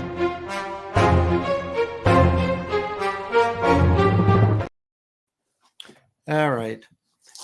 Let me I gotta make that video longer. It's like we always get caught doing something, off camera, like, oh, we're back. It's pretty short. Yeah, it is. It's very short, but let me switch cameras here real quick. There we go. There's my black table. Beautiful. All right, here's what I got. We're in the bees. This is Brave and the Bold, number 57, is the first appearance of Metamorpho. Oh, dang. Awesome. Ramona Fraden at her finest. For sure. This is I actually remember where I got this. I got this at Motor City Comic Con in they don't do it in Detroit, but it's around the Detroit area. Yeah. And it's not near mint, which I usually go for, but it's probably about fine condition. But I don't know. I was on my way out the door. I was passing their table for the final time, and I saw it, and I went, you know what? I'm grabbing this. So I got, I don't know, probably 20 years ago. But so anyway, first appearance of Metamorpho. Now get a little more higher grade, some more Brave and the Bold. I picked this up just because I thought the cover was cool. It's Murphy it's Infantino inked by Murphy Anderson. So the Spectre and the Flash, come on. That's a great cover. And I love that he's like hitting whatever's behind him, like the big rock as well, colliding. Yes. Oh yeah. It's like they're giants, Yeah. They used to do that a lot in during the Golden Age and World War II. They'd always have these giant figures. I just thought that was I don't know. I just saw that cover and I was like, oh, I got to have that. So that's Brave and the Bold number 72. That's probably about 1966, maybe 67. Now here's Neil Adams. I got several Brave and the Bolds with Neil Adams, and this not only did the cover, but he also did the insides on this. And this is number 81. Of course, we have the Flash, and it's Bork. Bork. Yeah, you can't hurt Bork, but Bork can hurt you. Who is Bork? I don't know, but he's a big, big dude. I thought that was going to be like Mr. Hyde or Grundy. It's just Bork. Grundy got a can. Some red-haired guy in a t-shirt, man. Grundy went out of his t-shirt. Grundy went to the beach on Sunday, and he got a tan. Exactly. And the Flash and Batman are messing with him. He just wanted to catch some sun, you know. Now this is interesting because this is Brave and the Bold number 85, and this is the first appearance of the Green Lantern or Green Arrow in this costume. So like his more modern costume they used for you. Yeah, this is the very first appearance. And again, Neil Adams did the inside as well as the cover. It's a good costume. Yeah. So I don't even remember what he wore before that, but it wasn't as fancy as this, I'm sure. And then we've got Brave and the Bold number 86, where we have Dead Man appearing. Now, Neil did actually 2 issues of Brave and the Bold. I have them both, but this one's in nicer shape. So where Dead Man appeared in Brave and the Bold, and Neil Adams did both of those comics. Yeah. And so there you got Neil Adams doing the cover and the insides, which you just can't beat that. So that's great. Yeah, this was a cool series. Yeah. All right, now here it gets something that may be the lamest comic ever, but I have to share it, and that's Brother Power the Geek number 1. This series lasted 2 issues before it got canceled. And this was during the spinner rack days, right? Where this stuff, it took months usually for them to get word back on what the sales were. So usually something would go at least 5 or 6 issues. Not this one. They knew this one was a clunker by the 2nd issue. So, but there it is. I mean, I like the light. I mean, it's the ultimate hippie comic, you know. Yes. So it's like 67 or 68. Yeah, here in the real life scene of the dangers in hippie land. There you go. And then this is a little bit more obscure. This is Atlas Comics. Now this was what's his face? Goodman. Stanley's like great uncle or whatever the heck he was that first gave the guy that founded Marvel Comics. Mm-hmm. Well, in the 70s, I don't know if they lost control of the company through stock holdings or something like that. But so he went and formed Atlas Comics, and here's the whole thing off the group. But Neil Adams did a lot of covers for these guys. And they're just kind of I remember buying these when they came out because they're like #1 issues. And you're like, oh yeah, new, some competition for Marvel, although the competition didn't last long. But he did have quite a few Marvel talents that he stole away from Marvel to work on the line, but it just never caught on. This is about a couple years, and then these were gone. But if I see one in nice condition, I'll pick it up. So that's the Brute #1, not to be confused with #1. I think the star for me out of that was Metamorpho. First appearance of Metamorpho. I always loved Metamorpho. In fact, I wrote and drew a miniseries for DC not too long ago. I guess it's probably a lot longer ago than. That was a while ago, Aaron. I know that I care to remember. Right? I think I might have been in high school when you did that. Yeah, okay, don't rub it in. But I was picking it up. That was the one that was in. It was almost like an anthology. Is that right? Yeah, I was in the Firestorm in there. Legends of Tomorrow. Yeah, they had it was a big miniseries anthology. The reason I picked it up was for Metamorpho. Well, thank you. I mean, I appreciate that. It's before I even knew you. Well, I thank you for that. Paul Taylor says, I thought the progression was timely Atlas Marvel. That is correct. But this is Atlas was what Marvel called themselves like during the non-superhero era in the 50s and the early, like all those Kirby monster books, those were Atlas and then Marvel. So Goodman he founded Timely or Marvel. And then in the 70s, he went and took that Atlas brand apparently and repackaged it in his own company as he split away from Marvel. Like a new So Atlas. that's sort of the explanation there of that. Paul Taylor says, hopefully Millie the model is not incoming. No.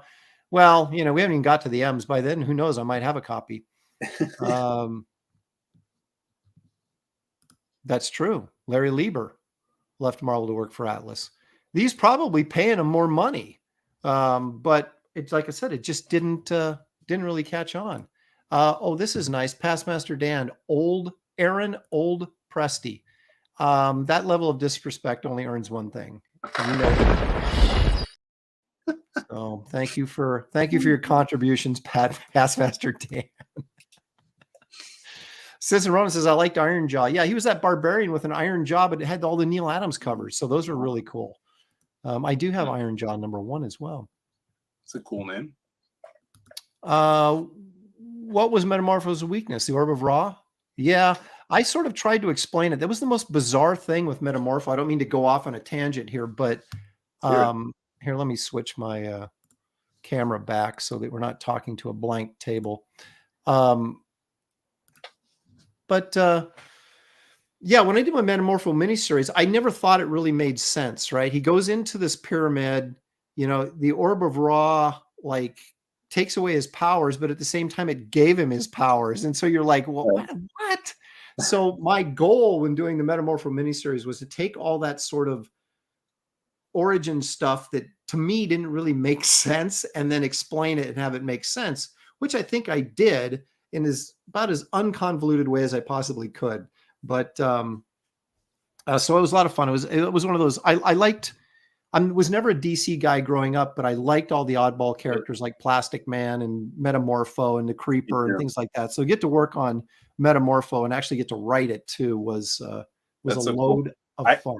I get guff for that. Like I have a couple of people that they just hate stretchy characters, so like they can't stand Plastic Man, Metamorpho, and Metal Man.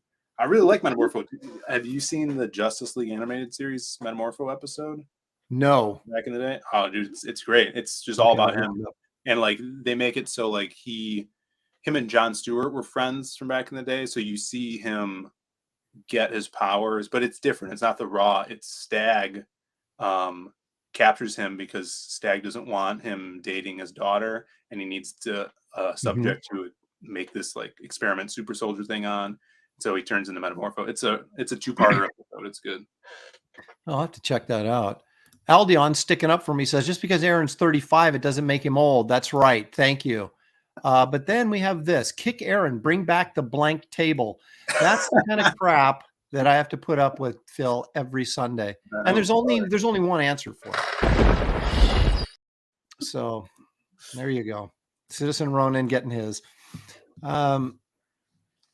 Christian Zaffo agrees with you. If you're going to do a stretchy character, Metamorpho is the way to go. I agree. He's kind of that, well, you're a monster guy, Phil, obviously. Yeah. And he's that borderline monster kind of hero because he's so ugly, and so I enjoy that aspect of him as much as anything. The thing I like about him too is before he was a monster, he was cool. Like when he's just a regular human, like he's a badass guy. And then he's Indiana Jones sort of, right? Exactly. Yeah.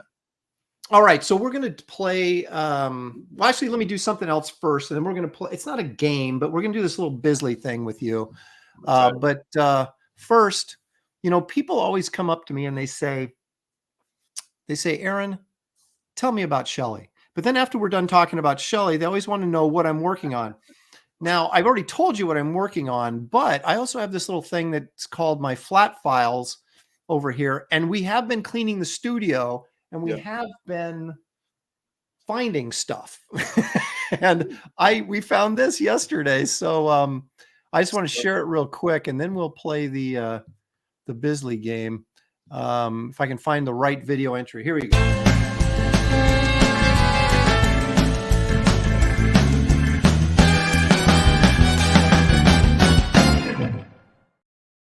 Okay, from 21 years ago. Are you ready? From 2002. This is I'm going to go full screen here just for a minute, so forgive me. This is a oil painting Spider-Man. Spidey. when I was working on my oil painting techniques. So this is big, man. This is 18 by 24. Yeah. And yeah, this was like hidden back there, actually behind one of my flat files. I had a bunch of old paintings and stuff, and I pulled that out and said, hey, you know what? It's not brilliant, but it's worth showing, so That's got some cool. brick, get a lighting effect there, that low lighting effect, put a little bit of the city back in there, and the moon, the big moon. I don't think the moon is actually quite that big, but why not? So anyway, that was kind of cool. So I found that, and it was really hard doing that webbing with a brush and oil paints, but Oh yeah, I could I imagine. did it, and I'm proud of myself, actually. Yeah, the webbing's actually really, and even in the hands too. That must be Yeah. annoying to get that contour or the Dude, curvature. you got to get those oil paints thinned so they're thin enough that you can do that, but not so thin that they're not dark enough. So it's just kind of it was an experiment, but it worked out. So anyway, there we go. There's an early attempt at oil painting by me 20 some years ago. So there we go. That's all my show and tell for today. But thank you for coming. Let's see. I would have been 8 years old. If you say that one more time, Phil, I'm going to kick you out of here.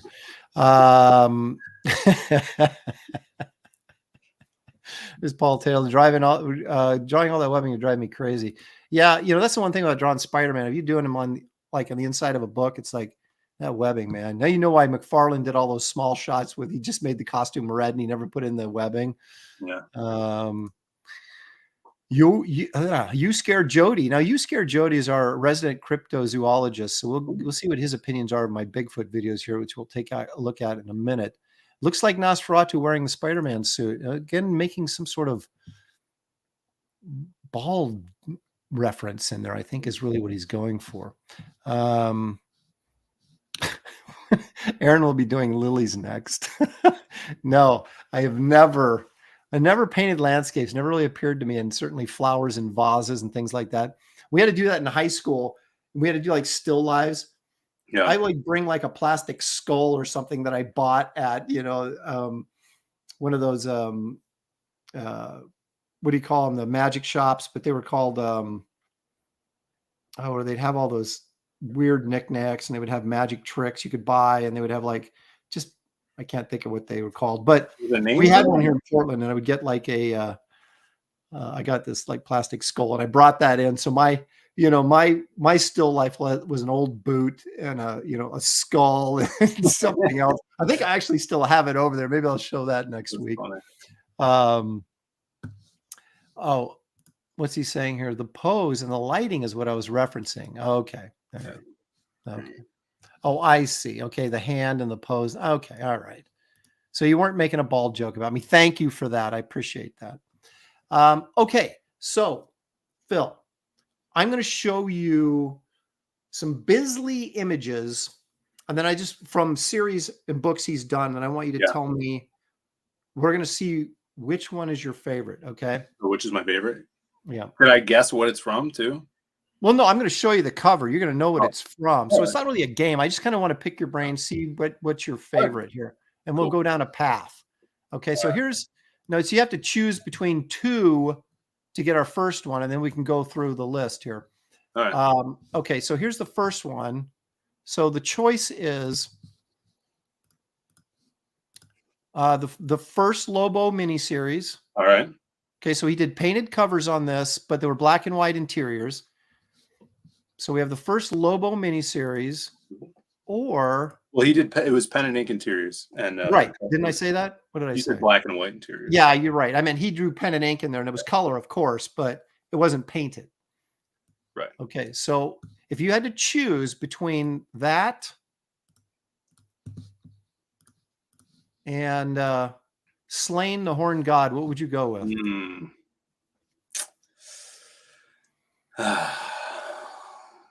I'm going to say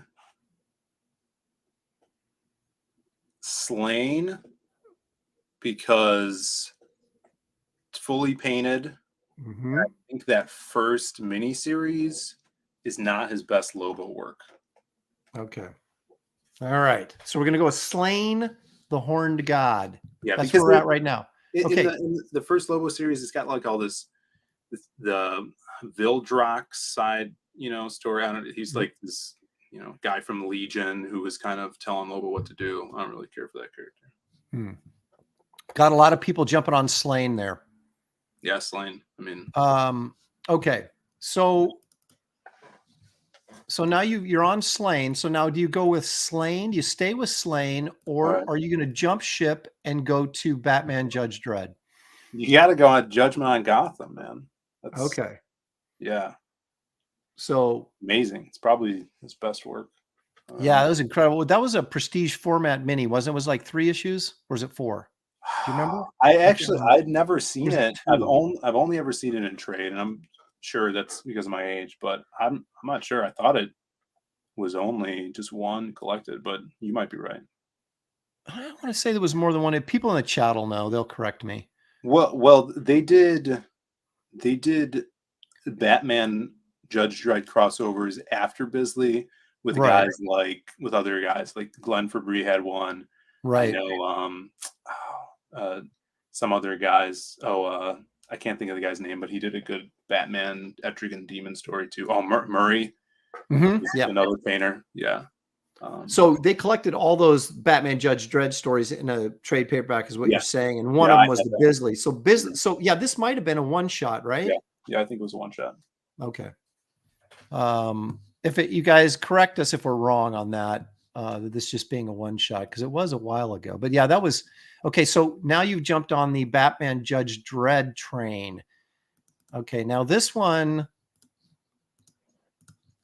ranks very high on my list, but would you trade that in for the Batman black and white story he did with Neil Gaiman? Do you remember that one? Well, isn't it? It's a short, right? Yeah, but it was like the joke. They're like all playing roles and they have scripts and stuff. And, but I thought the black and white artwork, like, look at that Batman shot. Look at that arm, man. Are you kidding me? Amazing. Actually, believe it or not, I don't think I've ever read this story. Oh, you've got to check it out, man. It was in, I'm pretty sure it was in, well, was it the first issue? Because it was that first, it was a miniseries, right? The Batman black and white was like a miniseries, like 4 issues, I think. And his was in that first miniseries with the Neil Gaiman story, which was one of the craziest stories I ever read. So you got to check that out. But this image right here alone is just like, wow, that's killer, and you see the roughness and the shadow cast on the ground and all the bats. It's just, this is the kind of stuff I'm trying to capture in Wraith of God. I'm not obviously doing it like Bisley, but that sort of, that just kind of like sketchy, rough look, but it still has this such weightiness and such volume. God, this is good stuff. Yeah. That's so anyway, what are you going to do? Are you going to stick with Batman Judge Dredd? Well, you haven't read this story, so maybe that's tough for you to. No, I mean, even if just because of the, length of the story, I'd have to go, and the paintedness. You got to go with Judgment on Gotham. Okay. So he's sticking with that. So is everybody in the chat too. Although GJ Martinez says that arm says it all. It does. Obviously Batman's not that big, but it's just so cool how he pushes anatomy and pushes believability, because it's just, God, that's his style. That's his approach. And you're either on board with it or you reject it. But if you're on board with it, it's just so cool. And, wait a minute. Bretsky the Great says, oh my gosh, Aaron just out Bisley'd Phil. How in the hey, because I've been around longer than Phil has. And I've been a Bisley fan longer than Phil has. So but I trusted that Phil probably saw this stuff, because I know what a nut he is about Bisley. But I got you on one. You got to go find that, read that black and white. It's in a trade.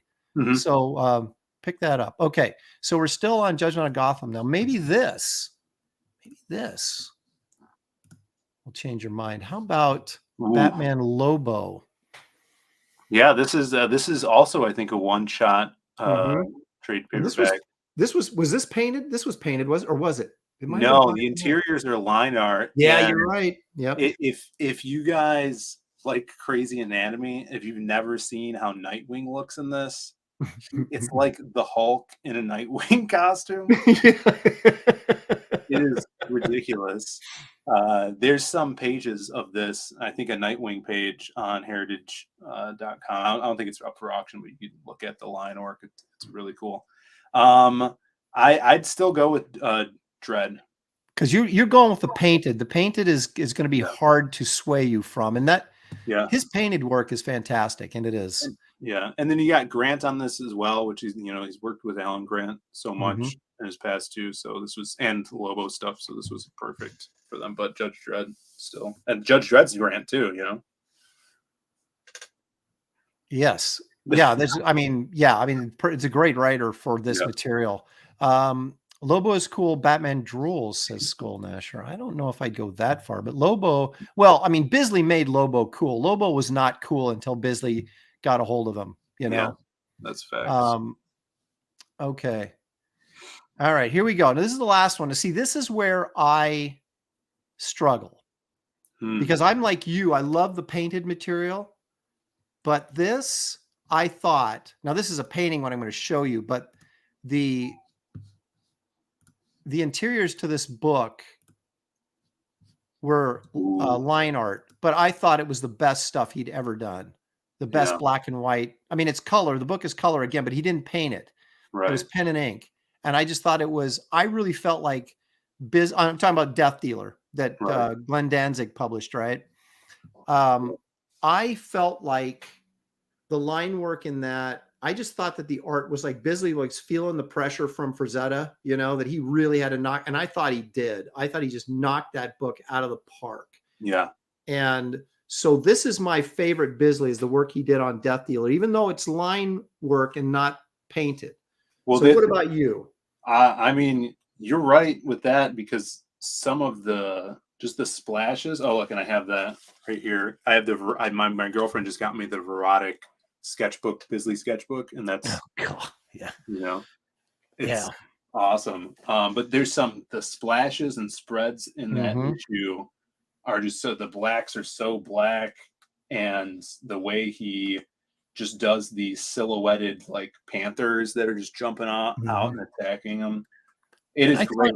Some of his best stuff. I agree. Yeah, I thought there was a certain, and it's hard to say this with Bisley because he's he has such a crazy style, but the stuff on blow this up. Oh yeah. There's some of it right here. That's from Death Dealer. Yeah, I mean, look at that. Are you freaking kidding me? Yeah, so much weight to it as well. Yeah, it's like it's not that his drawing is more, or his anatomy is more normal, but there's something refined about his style in this that it looks like he just spent more time on it. You know what I mean? Yeah. And Danzig would probably paid him like crazy money to do this, but also. Yeah. But also Frazetta was still alive when he was doing this. And so that he knew that Frank was going to be looking at that. Oh, and sure. I just for me this is the book for me. I think this might be from that, but it might be from Jaguar God. I'm not sure. Yeah, that looks like Jaguar God. But around the same time, I think this. Oh yeah, here, this is great. Look at that. Yeah, it was either him coming off of that Lobo paramilitary Christmas special or around the same time, because I think that might be the best era of pen and ink Simon. Yeah, where he roughed up Santa Claus. Yeah, I mean, if that was on this list, that would probably be at my top, because there's just some panels. Well, it can be on the list. If you want to put it on the list, Phil, put it on the list. I mean, well, if it's between the Death Dealer and Dread, I still think Dread outweighs it, just because of the notoriety of it, the paintings, of course, the story. I mean, just the cover, alone, where Dread's on the bike and it's tilted and Batman's behind him, like that's just iconic stuff. And Bisley, he did that Death Dealer, which is awesome. It is. I mean, it's probably only like 24 pages, right? Yeah. But still, I mean, I think that pen and ink is probably peak along with that Christmas special. Yeah, and you're right. The Batman Judge Dredd is probably his best painted stuff that I can think of off the top of my head. I might go back and look at that Slain stuff again, because was that painted on the inside or is it just the covers? I can't remember. No, that was painted. Yeah, that's Yeah. when he was. Man, But- there's a video on YouTube where it's an interview with, I think, Pat Mills talking about Slain when it was coming out, and you see they have video of Simon painting like that green tree and God, and he's like in his early 20s, it looks like. Yeah. He's got like super long hair. It's awesome. Like, you gotta look that up if you ever get a chance. JG Martinez wants to know what that book was again, Phil, that you were showing the art from. So this is the Bisley Intense Art of Simon Bisley Verotic Sketchbook. Oh God, look at that stuff. Badass. Yeah, that was his peak right there in that. What was that, about 96? Was that 97 maybe? Oh, and it came with this little signature thing too, which is cool. Look at that barbarian drawing of Jaguar God on there. That was, yeah. So I'm still going to go with I would go with the Death Dealer, just because I just felt like he went next level with his drawing. Although I do love the Judge Dredd Batman painted work is just fantastic. So yeah, if you guys aren't into Bisley, check out some of this stuff and it may get you into Bisley. And he's right, the Santa Claus issue, the paramilitary Christmas special, where he's got Santa Claus is like in a heap on the ground and he's like taking him in or something. That is some really great stuff as well. Yeah, that's so classic Lobo and Bisley stuff. Did you know he did a Western? I did not. So I know he did Wraith of God cover, although that's just right. He did a book stuff with Kevin Eastman. Oh, that's right. Check this out. It's called Fistful of Blood. Of course it is. So good. And here's I'm sharing the cover of it. Okay, there it is. The Fistful of Blood. And it's a take on, of course, A Fistful of Dollars. You got the babe with no name, who's like Blondie from Good, Bad, and the Ugly. And the first issue. Hey, that's my vampire. Yeah, they're and then I couldn't show early pages in this because they are she's fighting completely topless. Yeah. So, but pretty cool stuff. Look at that guy with the glasses. I mean, everybody's like looking at the chick, of course, but that guy with the glasses is just cracking me up. Yeah. But it's worth picking up. It's pretty cool. It's not a lot of dialogue, but it's basically A Fistful of Dollars, but the two gangs, one of the gangs is zombies and the other ones are vampires, and she has to save the town. It's awesome. So, fun stuff. Yeah, so again, you guys, we're obviously pushing our campaigns, Wraith of God, Blood Hunters, and Lost Pages 3. You'll find the links are in the description of this video. We'll go back and check Phil's a little bit here after we spend a little time searching for Bigfoot. But I recommend you guys, if you're not all that familiar with Bisley's stuff, to go back and check out some of this stuff, because it's it's pretty violent. It's not for kids in that sense. I mean, the Lobo stuff they're still pushing it a bit, but it's a DC comic. But like the Death Dealer stuff, there's a lot of disembowelment and decapitation going on in that book. But the artwork is tremendous. So you guys want to check that out. Okay. So one of the features on this show that everybody just really, really digs, Phil, or at least I do, is our never-ending search to find Bigfoot. And let's but it's a segment that I like to call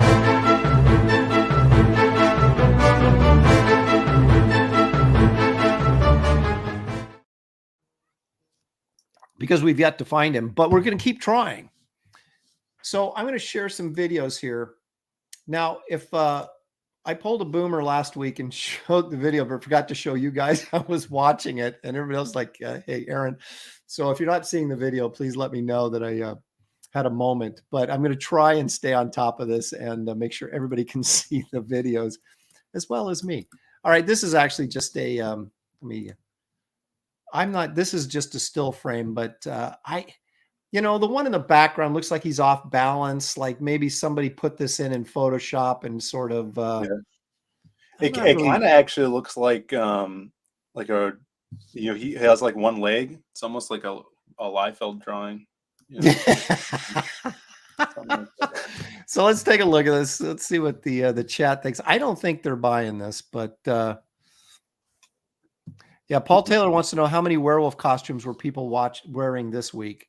We'll find out. I'm not. I don't know. I throw that in there. This is kind of a warm up one. I'm not really buying that. I don't even think that's somebody in a costume. I just think that's completely put together in Photoshop or something. The hair on them looked too like frilly, almost like it was painted. Yep, I would agree. Socrates says though that's my in-laws, so maybe there's some truth to that. Goes, why is a tusk coming out of his leg? You see, that's what. That's not. There you go. Bretsky is absolutely positive. It's AI. Look at the hands, and I agree. I think it's fake all the way. And Norin Rad says that's me, mom and pop. Okay, now this one I believe is actual a photo, but what are we actually looking at is kind of more the question here. And we have our cryptozoologist, You Scared Jody, is in there. And so we'll look for comments from him, and our resident biologist, Paul, will jump in, I'm sure. Okay, so let's take a look at this. This is, again, just a photo, and the guy keeps flipping the photo. But anyway, I'll silence him so I don't get flagged. But this is like a bear with mange or something, isn't it? What are these guys running from? Look at this. What do you think of this? Now, this is clearly, yeah. Okay, but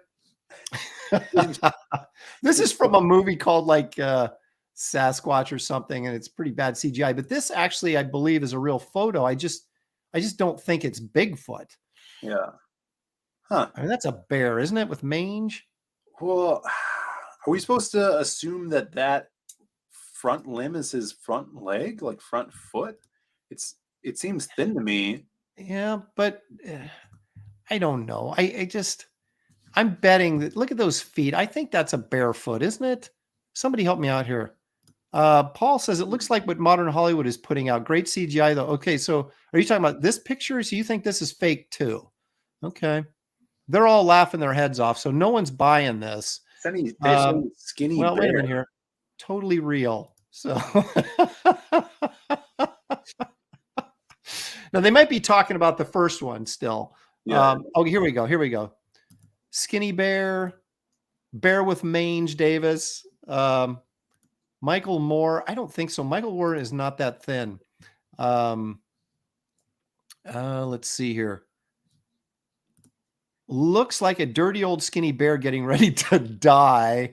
Paul Taylor says it has skinny legs. Yeah, it could be. I don't know. Doesn't even have like the arms don't look right. There's no big feet there. No, it's a little foot, but they tell me that like bears' feet are sort of like weirdly human looking. So yeah, well, I'm seeing primate there. Yeah, we have no idea where this picture was taken either. It could have been, some South America where you've got like monkeys crawling around too. Yeah, it looks like short back legs like a bear. So this is either a primate or a bear with mange, but it ain't no Bigfoot. Well, wait a minute. He says, I'd say it's a guy in a suit. Looks like he has a big head. Well, maybe. But no one's buying it. That's kind of the, looks like an ape to me. Wait, maybe this is where Kelsey's been. That could be Kelsey. He's been out, and disappeared for a long time. That could be his body hair growing out. Yeah. Okay. All right. So these are okay, but let's get into some this is mildly interesting, but that's about as far as I'll go with this one. I think on the edge of my seat. Yeah, well, let's see. Well, tell me what you think, Phil. It's just a still photo again, but I'm not sure what we're looking at. Okay, that's fake because what they did was intercut this like fake video of a Bigfoot walking with this photograph. like trying to convince us that of something, but I'm not. Again, look at the tiny feet. Not on him. That's some guy. Like he has tennis shoes on, I think. Look at the tiny foot right here. The head looks too like a human profile, like like it's Jim Carrey in the Grinch costume. Yeah, I'm not sure what I'm seeing there with the head. I'm pretty sure this is a dude in a costume. Big butt though. Look at that. He's got a dump truck. Yeah, well, it could be a padded costume though. Yeah, another out of focus shot. With modern phones, I don't see it. That's the problem. I was looking at photos of like trail cam photos of bears and deer, and they're just sharp focus, great. Then you get the Bigfoot, and you're like, it's all fuzzy, and you're like, wait a minute, the camera stopped working when Bigfoot showed up. Yeah.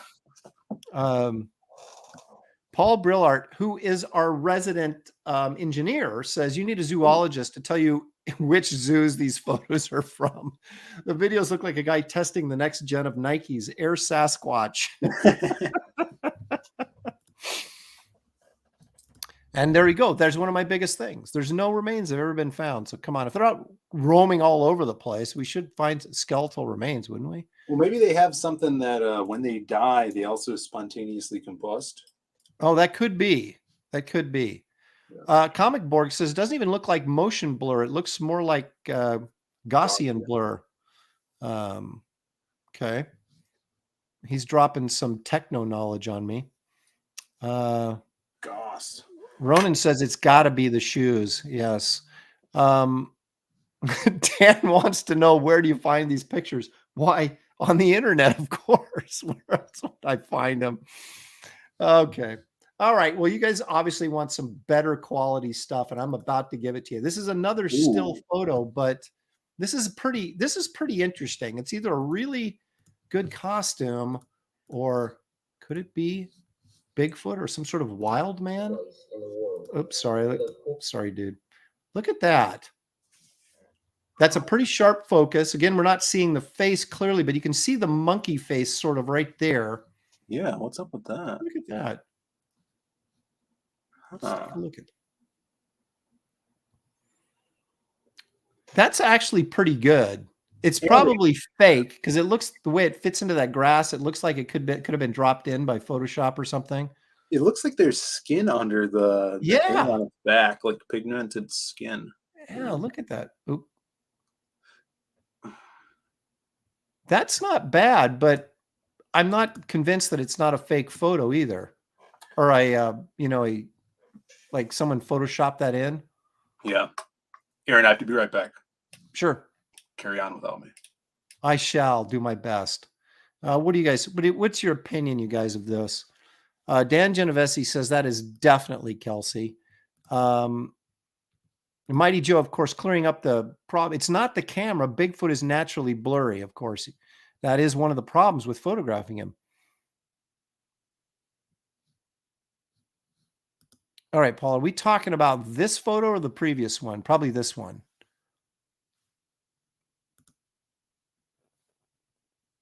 That's a pretty good, if that's a costume, which I assume it is, or it's something that someone did in Photoshop, that's a pretty good costume. Oh, you don't think so? Old Dirty Fatty doesn't like it. He says that's a bad costume. I know that's a lot of work on that fur, though, don't you think? Yeah, that's the first thing I thought of was those like Sleestack or something from, or one of those characters from Land of the Lost. Quest for Fire. Phil's had enough. Everything was going fine until I brought out Bigfoot, and Phil's like, "Yeah, I got to go, Aaron. Thanks for having me." None of these are reference file worthy. No, I agree, but we're doing the best we can. I can only provide you guys what the internet is providing me. Old Dirty Fatty's saying, did I date her? Wow, dude, you better get your glasses checked if you did. Dale, get a haircut, hippie. Yeah, I'm telling you. Needs a back shave. Paul says, you'd think all of these creatures would have better camouflage for their environment, so they wouldn't be so easily seen. So, Phil, you've had some time to think about it. What do you think about this? Is this a costume? Is it photoshopped in there? What are you thinking? I think it's either a man, like one of those island men that or it is a spirit Halloween prop that you put on your lawn. Okay. Well, that's a little bit of variety there. Agent for Heretics, $2 says Bigfoot's bionics interfere with the trail cams. That's right. Because if you remember from the $6 Million Man, Bigfoot made a guest appearance on that show, and he had partial bionics. I guess the aliens gave him or something. I don't know. Wow. Yeah, GJ Martinez, that's one of the Island Boys. Oh, as Ronan said, it's a man, baby. Okay. All right. Well, this video continues on to the next thing I want to show you, which I'm not even sure what it is. So let's let this run as we, I don't know. I mean, if that's a costume, but someone put some time into that, but still not buying it. All right. Now look at this. Look at this. What the heck is this? This is a photo? Allegedly a blurry trail cam photo of a bear, right? Or a dude in a costume. Yeah. Look how blurry that is, though. Are you kidding me? I feel like the fur is too light to be a bear. I don't know. I'm not familiar with bears. So. Well, I'm kind of looking at I don't know. It looks like he's got kind of a weird bear costume on, but like ooh, isn't that creepy? That's definitely not Bigfoot, but that's a deer with either double exposure or a mutant running around the woods. But back to this guy. Yeah, it's amazing what you can find on the internet, Phil, if you look hard enough. And actually, you don't even have to look that hard. All right, I want to know what the chat thinks here. Is this a dude in a bear costume? I don't even think that's a bear. I mean, but the claws, it sort of looks like that left arm looks like a dude in a costume. Just, you know what I mean? And he's like squatting. And then, of course, they blurred it up. Look how sharp the background is in contrast to how blurry this dude is. Well, chat says that might be one of those fast sloths. This is a fast sloth. Yeah, I could see that. A giant sloth moving too fast for the camera. Yeah, what are the odds of that? That is someone's dog. Looks like a sloth. Fake junk CGI crap costume. Norin Rad says that's a furry. It's definitely not a bear. Could be a furry, yeah. Nice college film still. J.G. Emerson is so fake. He's laughing. It's so fake. He laughs at this. Are there no believers? There's no believers out there. Well, when they continue to post stuff like this, it makes it hard to be a believer, right? Yeah. Okay. Well, I guess I haven't done anything to really impress you, Phil. So we're just going to move on to some more live action stuff. Now, this is a guy running through the woods, chasing after Bigfoot. Okay, so there is some bumpy camera in here, but we do get some decent shots of Bigfoot. So good. Let's take a look at this. What I'm here for. Get your expert opinion on this. Yeah. Okay, here we go. Now he was with a girl. He said, "You get in the house now." Okay, so there he is back there in the trees. See him back there at the end of the trail right there? Yeah. Okay. We're not done with him yet, though. So here he's looking. He's breathing heavy. The guy with the camera is breathing heavy. So you know he's very excited, and he's running too, which is probably... There's some more Bigfoot. Now look at this. Ooh. That's that adrenaline too. His adrenaline kicking in. Look at that. He's able to hold the camera steady, but then we get a little Bigfoot action there, a little bit more than we usually get. Yeah. He goes through that right there. So I didn't buy, we'll get another shot of it here. I can't play the volume. I mean, I could, but I don't want to take a chance on getting, let's take a look at this again. But as he tells his girlfriend or whoever's with him to get in the house, I didn't really buy it. I didn't buy the performance. So that makes me doubt this. But I mean, you know, if you got your friend in a costume, he went to a lot of effort here. So I want to give him an A for effort. That did just look like a fat bearded man in a black t-shirt to me. It could be that too. Yeah. Maybe the guy's just out there trying to take a whiz, and the guy with the camera won't leave him alone. As Citizen Ronan says, Bigfoot can't even take a leak without someone bothering him. I mean, yeah, it's just terrible. Yeah. Let's see here. Let's see. Comic Board says, Phil, you need to teach other people how to do transfer videos from one chat to another, like when you and Michael do things for raids. Yeah, it's not that hard. It's just in your stream. It is for us old people. Yeah, it's just in the customization tab of this stream on YouTube. And then you could send it to anyone that you're subscribed to if they have it available. So Yeah, see, you're already talking French to me, man. I don't know what you're talking about. It's his wife's adulterous lover that's running away. Get in the house. Yeah, he's trying to take a dump, but the guy keeps following him, so he can't. GJ Martinez, though, from Texas, says, okay, the way it's moving towards the right was kind of believable, pretty fast, too. Yeah, I mean, he gets an A for effort from me on this one. This is a good point here. Bretsky the Great says, it was nice that Bigfoot doubled back so the guy could film him some more.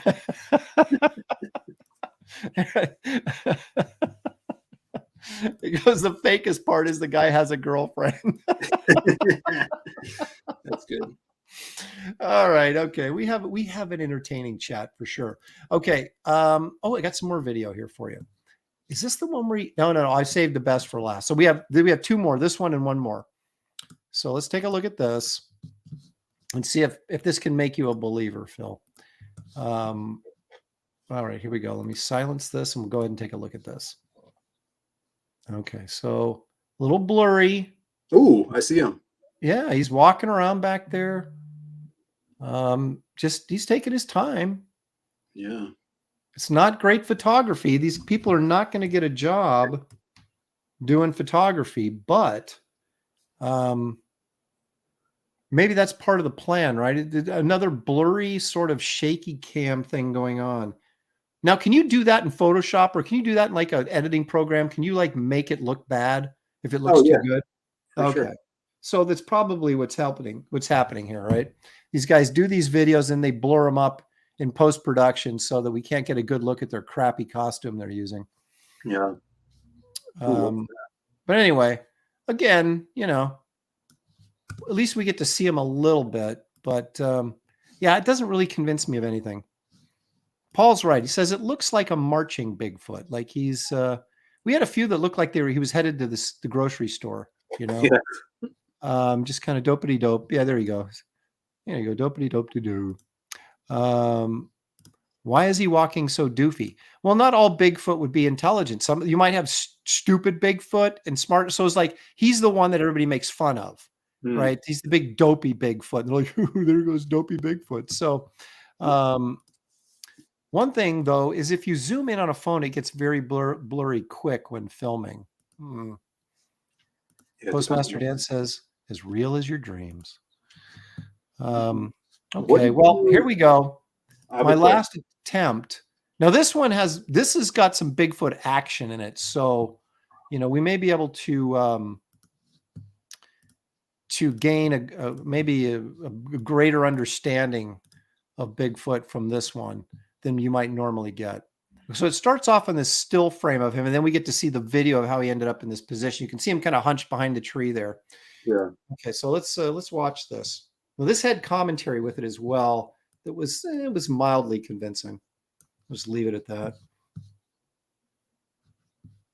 Okay, so here we go. Guy's out there. He saw something out in the yard, and there he sees it. Oh. So now Bigfoot gets behind the tree. Now watch this. He sits there for a minute, but then he picks up a rock and throws it at him. He had a rock. Yeah, he threw a rock at him. Took it out of his fur pocket. Yeah, well, there could have been one laying on the ground, though. Let's give him the benefit of the doubt here. Let's watch this again. So now the commentary on this was this Bigfoot has really long arms, right? So if he was wearing extenders and that was a costume, how could he throw the rock? Oh. That was the proof. Yeah, that's how we're supposed to believe that's Bigfoot, because if he's wearing forearm extensions, so we get a little bit close up here. A blurry close up, of course. Ooh. Oh, and then maybe we're going infrared. I don't know what that's supposed to tell us, but Yeah, so I don't know that I buy that as a logical. I mean, I didn't really notice that his forearms were that long. I guess they are. You look at that right there, that's a pretty long arm. But if you have like a piece of wood in there and you scoop up a rock and toss it, like you could do it. Yeah, again, now let me ask you a serious question here. If you were this close to a Bigfoot in your backyard, Yeah. are you telling me you wouldn't run up there and get a closer shot? Maybe I'd grab a gun just in case it was real, but I would get a little bit closer, wouldn't you? Well, from this, you shoot it first, and then you go unless it's a guy in a costume. You're like, oops. Oh my goodness. Well, so now that you've seen all this convincing video evidence, what do you bought into it yet, Phil? Or you still skeptical? I'm still skeptical, I gotta say. I had a question though. What did you think of Sasquatch from the Alpha Flight? I didn't like his 70s hairdo where it sort of parted in the middle. I never really didn't. I would have made him shaggier and a little. Now I know that he was kind of a superhero, so I would have made him a little scarier looking, like they tried to do with Wendigo a little bit. Maybe go that direction. Sasquatch to me was like I would have designed him differently. I would have made him look more gorilla-esque. I didn't like his look. All right. Okay. Apparently, were you a fan? Were you a fan of the character? And now I just pissed you off. I thought he was cool. You could turn from beast to man. I guess you're more of a Puck kind of guy, huh? I hated Puck. I was like, what does that even mean? Is that a hockey reference? I mean, what the heck? He was Canadian, right? Yeah. Well, the Maple Leaf guy was okay. I was okay with his. What was his name? He had two names. It was Guardian, and then what was his other name? Something with an E.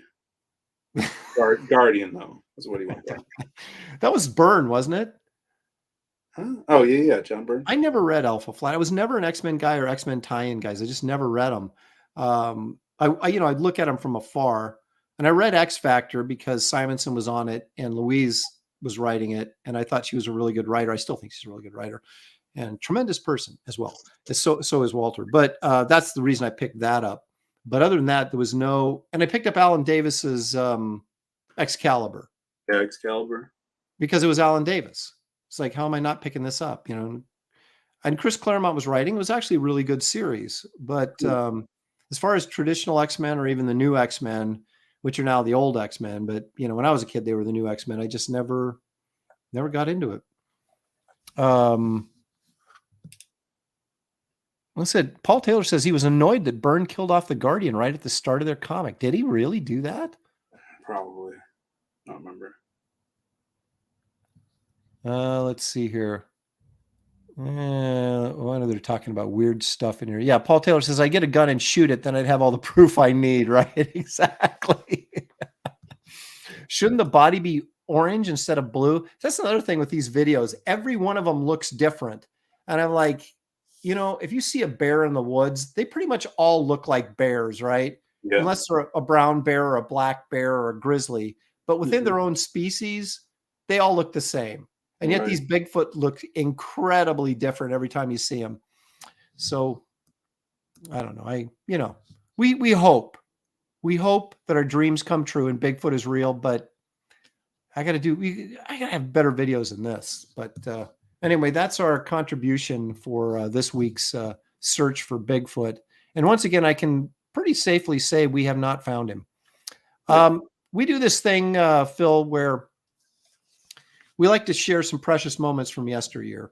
Ooh. So let's take a look at this little video clip of this week's precious moments for yesterday. I'm kind of sorry Shelley's not here because she wouldn't like this at all. We could have some fun with it, but you probably will dig it. So here we go.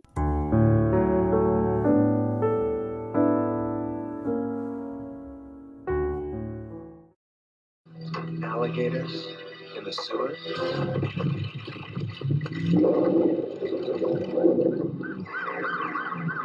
Once it escaped, there was no way to stop it.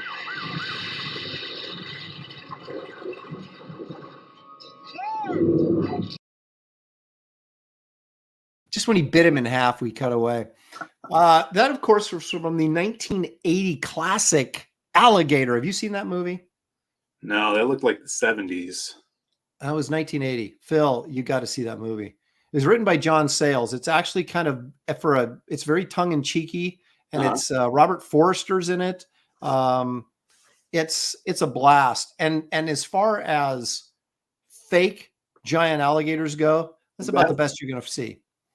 So he was actually moving around and walking and stuff. They had a big old alligator head they used, 36 feet long. Jesus Christ. Yeah, that's what happens when you leave them in the sewer too long.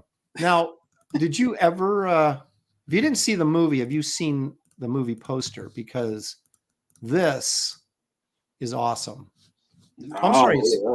Yeah, cool. I have this poster actually. Wow. Shelley gets mad at me every time I put it up, but I rotate posters in my in our family room, and this one occasionally makes it up. And then she's like, "Oh, why did you put that up for?" But that's a great movie poster.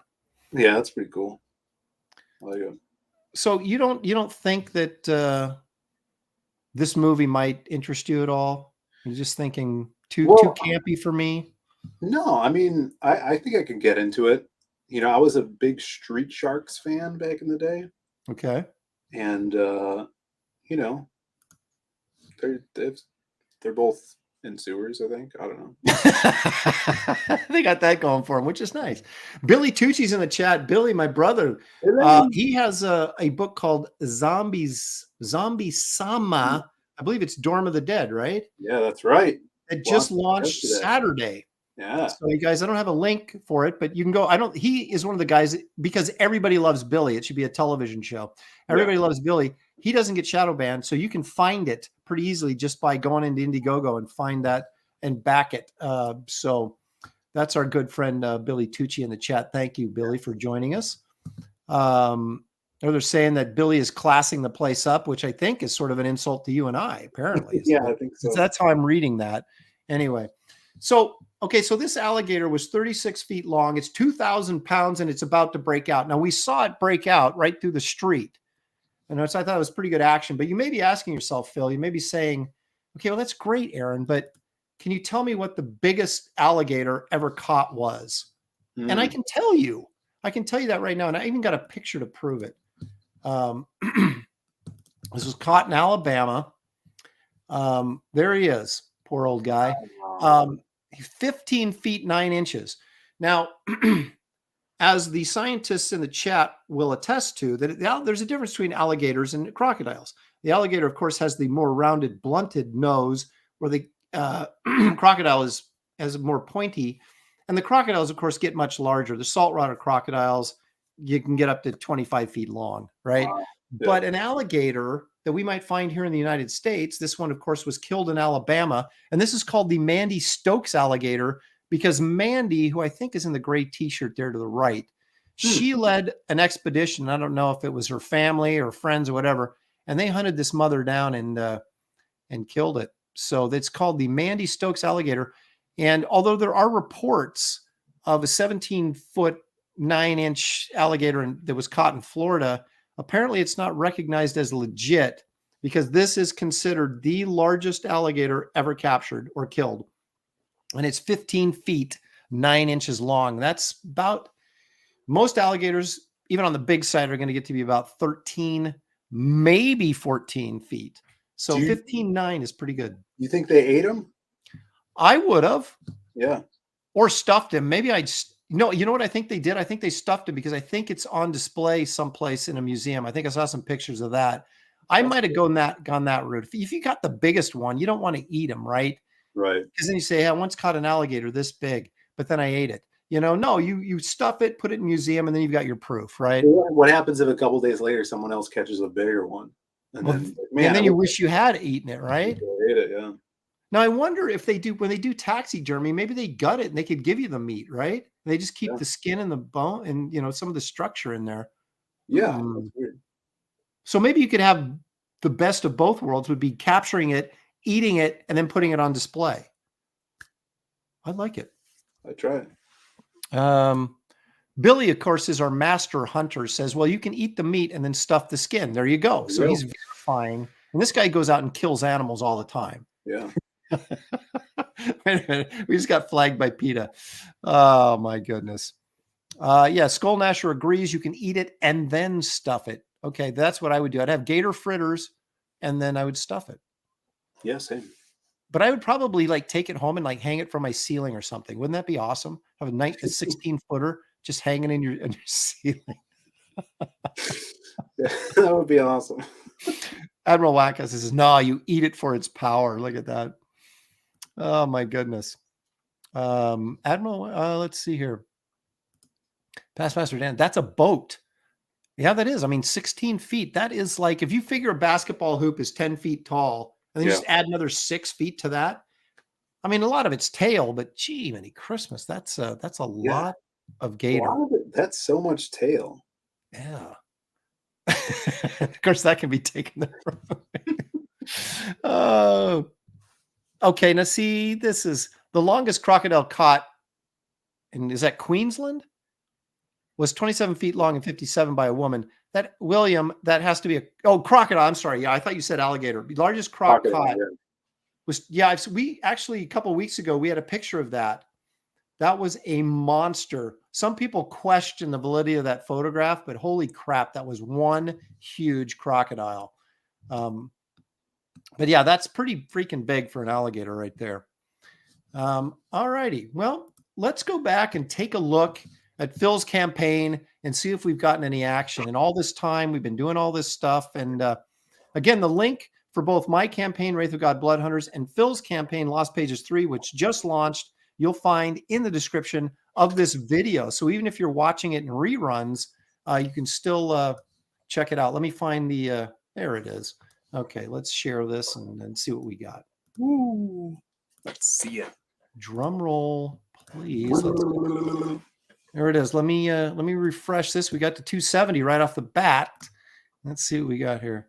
Ooh, up to 52, getting some action. All right, guys. Thank you so much. Into the 190s. That's amazing. When we hit 200 backers, we're gonna get that back cover reveal.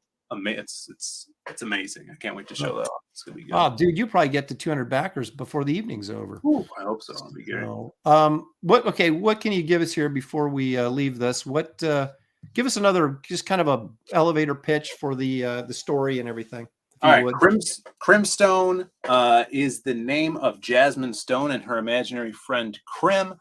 She's the only one that can see him, but when she does, she gets super strength and invulnerability. So she gets kidnapped by some nefarious villain who wants to do tests on her, sedated, and when she's drugged, she can't see Crim anymore. He falls back into her head, into this world of imagination where he has to fight all of her inner demons and defeat the big monster to save the day. There's also, this bad guy that we haven't really talked about yet. He's kidnapping kids, doing tests on them, and all the while a real life imaginary fiend is on the loose. Wastoid, who is that green psychopathic monster, is kind of the. That's right. And there's a T-shirt you can get with him on it. Yes, yeah. So there's lots of action. It's going to be a big story. It's going to be probably over 74 pages. Excellent. Yeah, it's going to be a lot to chew on this one. A lot of action. All right, so there's your main cover, and of course, here's the Bisley cover.